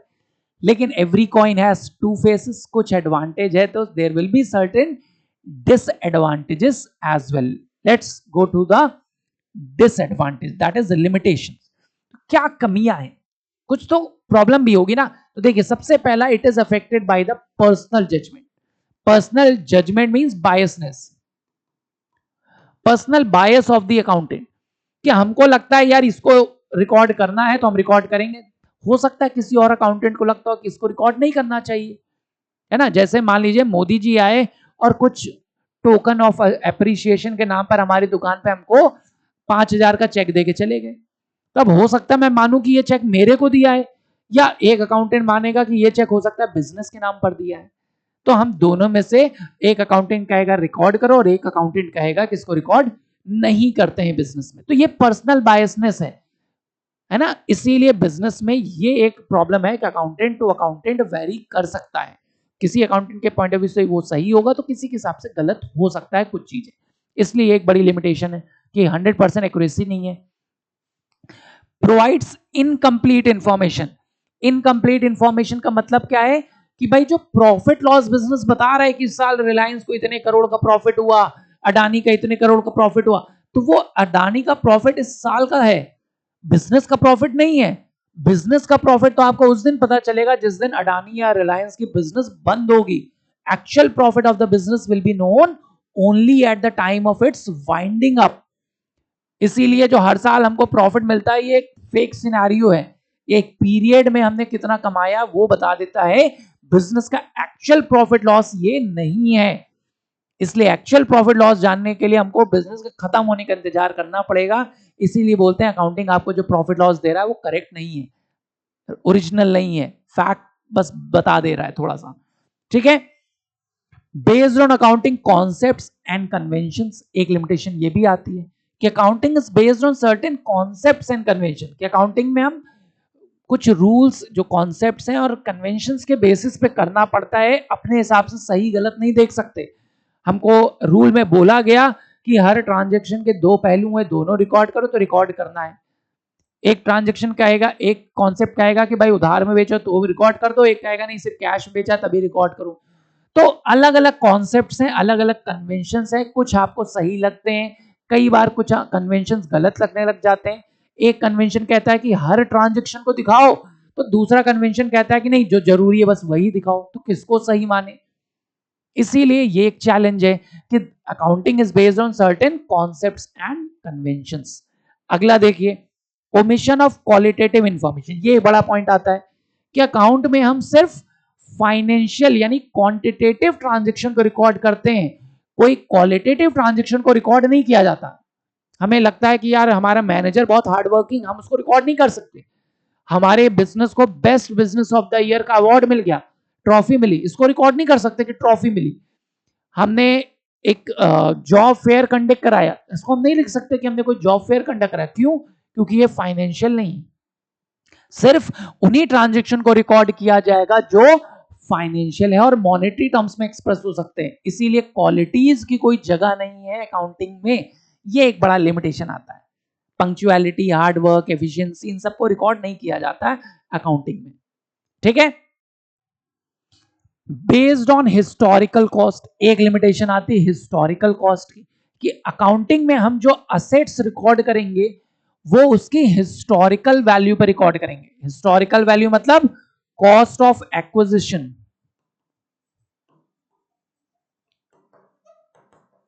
On the cost of its acquisition, जिस कॉस्ट पर उसको खरीदा गया था उस वैल्यू पर रिकॉर्ड करो।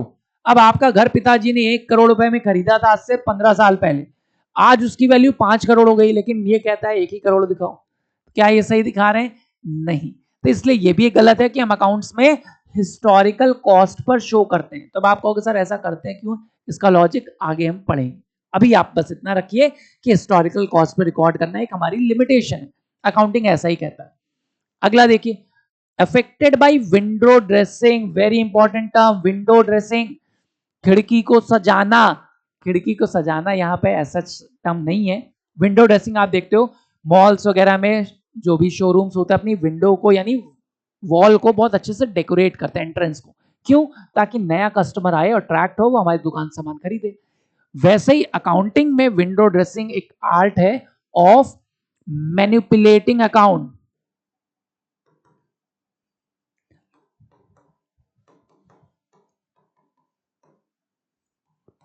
तो मैनिपुलेशन इन अकाउंटिंग, अकाउंटिंग में मैनिपुलेट करना, रिकॉर्ड से छेड़छाड़ करके उसको मोर फेवरेबल दिखा देना देन द एक्चुअल वन, कि showing the position of the business better than the current position, कि करंट में हमारी जो पोजीशन चल रही है उससे बेटर दिखा देना। प्रॉफिट हुआ 1 करोड़ का, दिखा दिया 2 जीरो और आगे लगा के कि 100 करोड़ का प्रॉफिट हमने कमाया। तो ये चीज है फ्रॉड। विंडो ड्रेसिंग इज छेड़छाड़ विद अकाउंटिंग, उसमें वैल्यूज को चेंज करके अपनी पोजीशन को और बढ़ा चढ़ा के दिखाना, कि बच्चे के एग्जाम में आए थे 40 में से 10 नंबर, बच्चे ने घर जाते जाते इसको बना दिया 40 में से 40 नंबर। क्या बना दिया? 40। That is window dressing, manipulation. ठीक है। तो ऐसे में ये अकाउंटिंग में पॉसिबल है कि हम मैनिपुलेट कर सकें, ये एक बड़ी लिमिटेशन है, अकाउंटिंग है और ये क्राइम है, इसके अगेंस्ट आपको जेल भी होगी, इसलिए आप ना करिएगा, बट पॉसिबिलिटी है। Then it is not suitable for forecasting. ये बोला तो जाता है कि फोरकास्टिंग में हेल्प करता है, लेकिन सूटेबल नहीं है। कि आप ये कह दो कि एक फर्म लगातार 5 साल से लॉस में चली तो अगले साल भी लॉस में रहेगी, कोई गारंटी नहीं है। या एक फर्म है जो लगातार प्रॉफिट अर्न करी तो अगले साल भी वो प्रॉफिट अर्न करेगी, ऐसी कोई गारंटी नहीं है। ठीक है। इसलिए अनसूटेबल बोला जाता है, क्योंकि कंप्लीट इंफॉर्मेशन आपको नहीं दे रहा होता है। ऑन एन एवरेज सही होती है, लेकिन आप इसके बेसिस पर 100% प्रोटेक्शन कर दो, ऐसा कुछ भी नहीं है। And last, ignores price level changes. Accounting में हम डेटा को तो रिकॉर्ड कर रहे होते हैं, लेकिन में मार्केट में उस प्रोडक्ट के प्राइस क्या चेंज हो रहे हैं। भाई प्रॉफिट हमारा दुगना हो गया, लेकिन महंगाई कितनी बढ़ गई, इन चीजों को इंक्लूड नहीं किया जाता।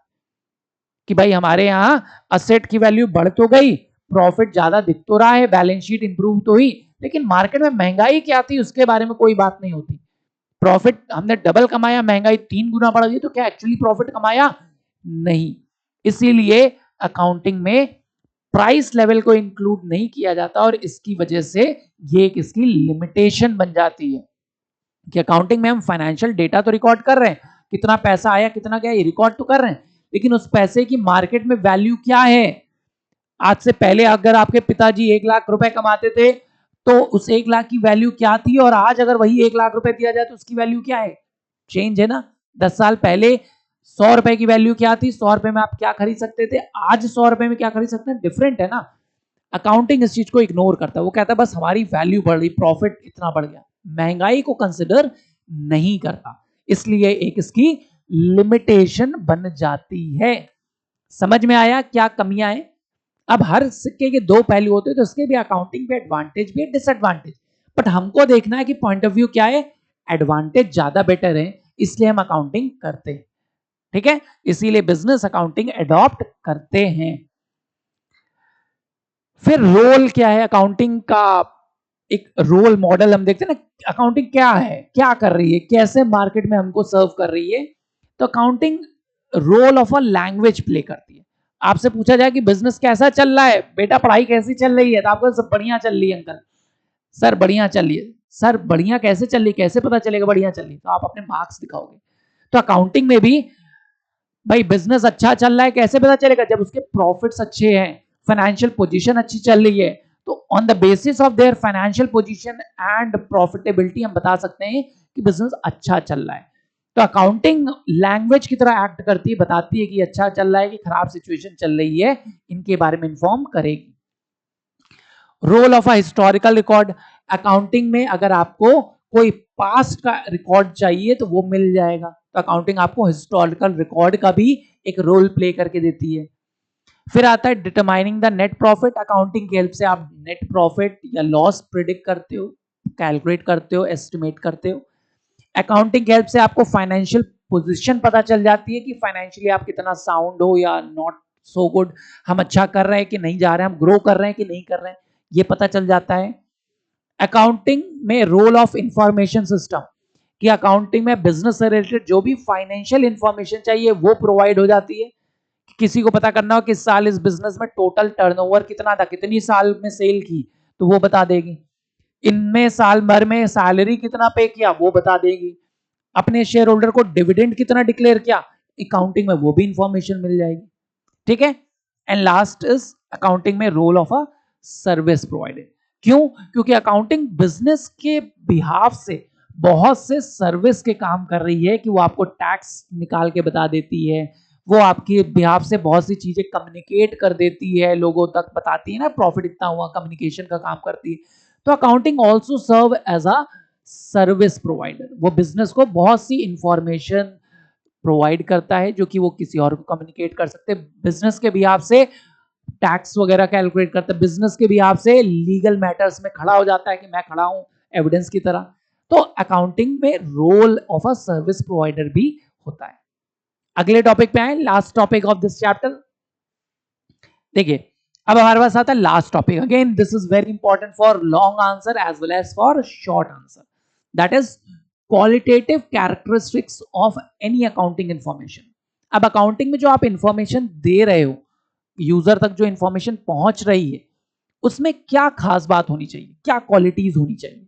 दो अकाउंटिंग में हम क्वालिटीज को रिकॉर्ड नहीं करते, लेकिन उसकी इंफॉर्मेशन की क्वालिटीज हमको पता होनी चाहिए। ठीक है, देखते हैं। सबसे पहला रिलायबिलिटी, कि जो भी इंफॉर्मेशन आप दे रहे हो वो रिलायबल हो, ट्रस्टवर्दी हो, फेथफुल हो, कि हमको पता है कि ये जो इंफॉर्मेशन, जैसे सीबीएसई ने आपका रिजल्ट डिक्लेयर किया तो आप उस पर रिलाय करते हो ना कि मेरा ही रिजल्ट है सर, मैंने ऐसा ही किया था, सीबीएसई पे ट्रस्ट करता हूं मैं। तो ट्रस्ट वर्दी हो, जो भी इंफॉर्मेशन आप दे रहे हो वो ट्रस्ट वर्दी हो,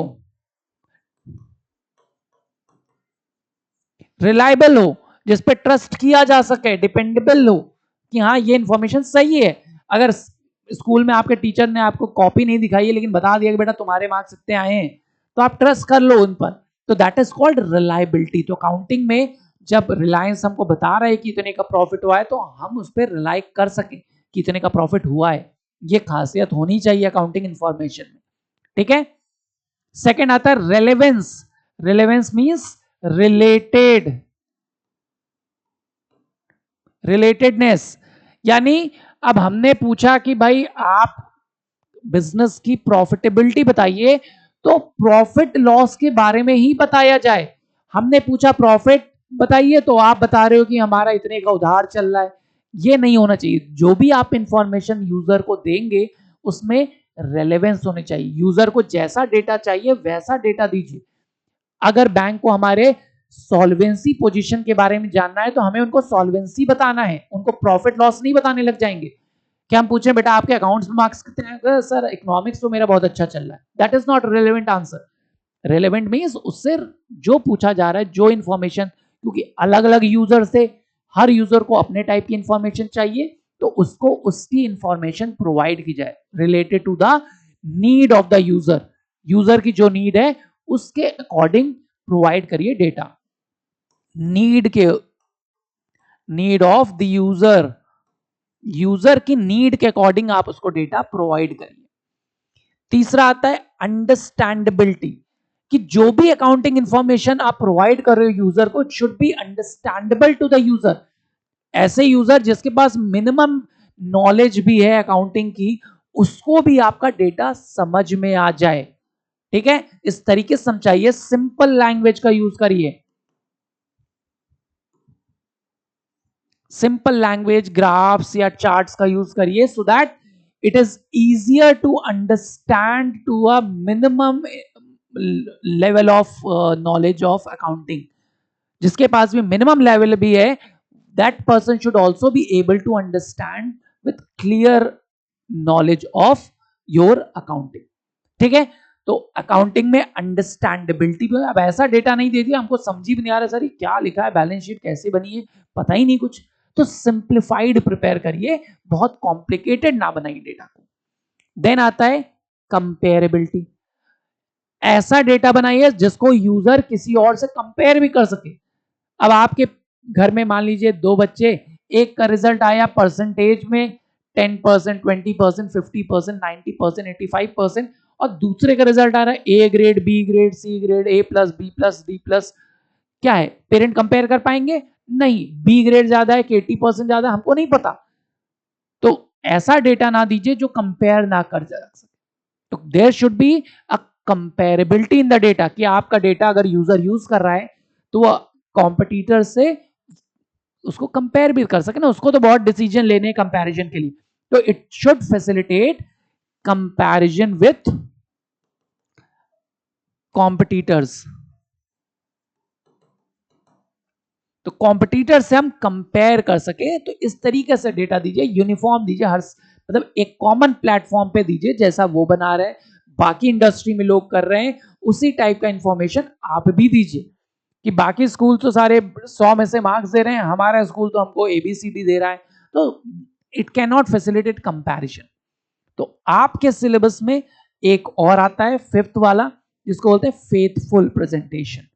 कि जो भी प्रेजेंटेशन आप करिए फेथफुल तरीके से करिए, ताकि यूजर को इसमें कोई भी ऐसा शक ना हो या ऐसा कोई डाउट ना हो। आप ईमानदारी से हर चीज बताइए, कोई चीज छुपाइए नहीं उसमें, हर चीज क्लियर कट बताइए कि हाँ हमारी फर्म की ये इन्फॉर्मेशन है, इतना प्रॉफिट है, ये लॉस है, इस साल हमने गेन किया, इस साल हमारा प्रॉफिट इस रीजन से कम रहा।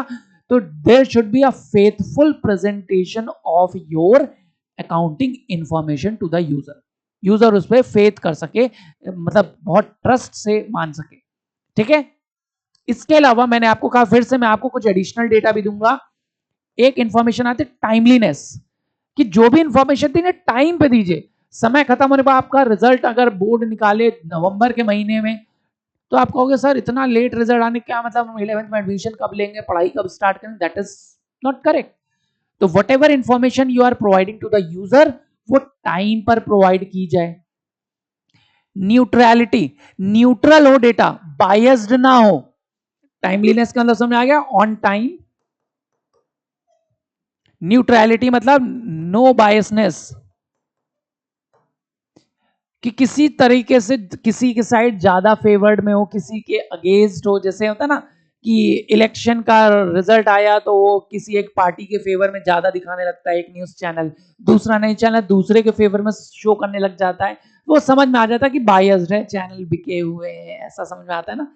तो ये चीजें ना हो, आपकी जो इंफॉर्मेशन वो न्यूट्रल हो, किसी एक चीज को फेवर ना कर रही हो, क्या इस फर्म को ना फेवर कर रही हो, वो न्यूट्रल ग्राउंड्स पर बनाई गई हो, जो कंप्लीट हो, सही हो। एंड लास्ट आता है कंप्लीटनेस, यानी कंप्लीट इंफॉर्मेशन दीजिए, कुछ भी हिडन ना हो, छुपा ना हो, या कुछ भी बकाया ना रह गया हो। नो हिडन इंफॉर्मेशन, कुछ भी हिडन ना हो, मतलब आप जो इंफॉर्मेशन दे इनकम्प्लीट ना हो, पूरी इंफॉर्मेशन दीजिए, आधी नॉलेज ना दीजिए। आधा ज्ञान ज्यादा डेंजरस हो जाता है। समझ में आया? तो qualitative characteristics are very very important for your chapter. एक बार हम फिर से रिकैप करते हैं। तो इस चैप्टर में हमने पहले पढ़ा मीनिंग ऑफ अकाउंटिंग, फिर हमने पढ़ा उसके characteristics, again very important topic characteristics. Then हमारे लिए सेकंड इंपॉर्टेंट टॉपिक आएगा ऑब्जेक्टिव्स ऑफ अकाउंटिंग। आपके लिए इंपॉर्टेंट टॉपिक मैं बता देता हूं from chapter number 1, important topics.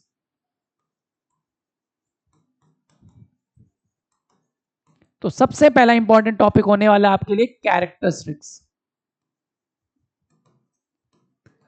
Of accounting.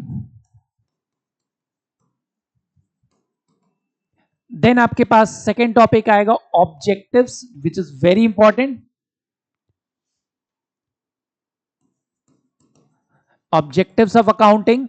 तीसरा इंपॉर्टेंट टॉपिक आपके पास आएगा limitations of accounting. Fourth branches of accounting, जो आपने 6 ब्रांचेस पढ़ी, आपके सिलेबस में 5 ही हैं, लेकिन आप 6 पढ़ लीजिएगा, स्कूल में टीचर को बोल दीजिएगा मैंने एक्स्ट्रा पढ़ रखा है। And fifth qualitative characteristics of accounting. So these are the 5 topic which are very important for you from this chapter. Other than अगर आप थोड़ा सा और पढ़ना चाहोगे तो बुक कीपिंग वर्सेस अकाउंटिंग का डिफरेंस और difference between internal and external users, these are the main important topic from this chapter. I hope आपको पहला वीडियो समझ में आया।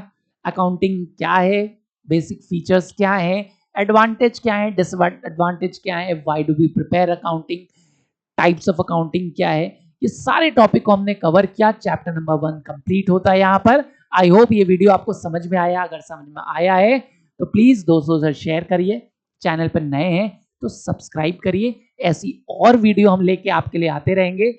Stay tune to the channel, wait for the second video. Till then take care, bye bye.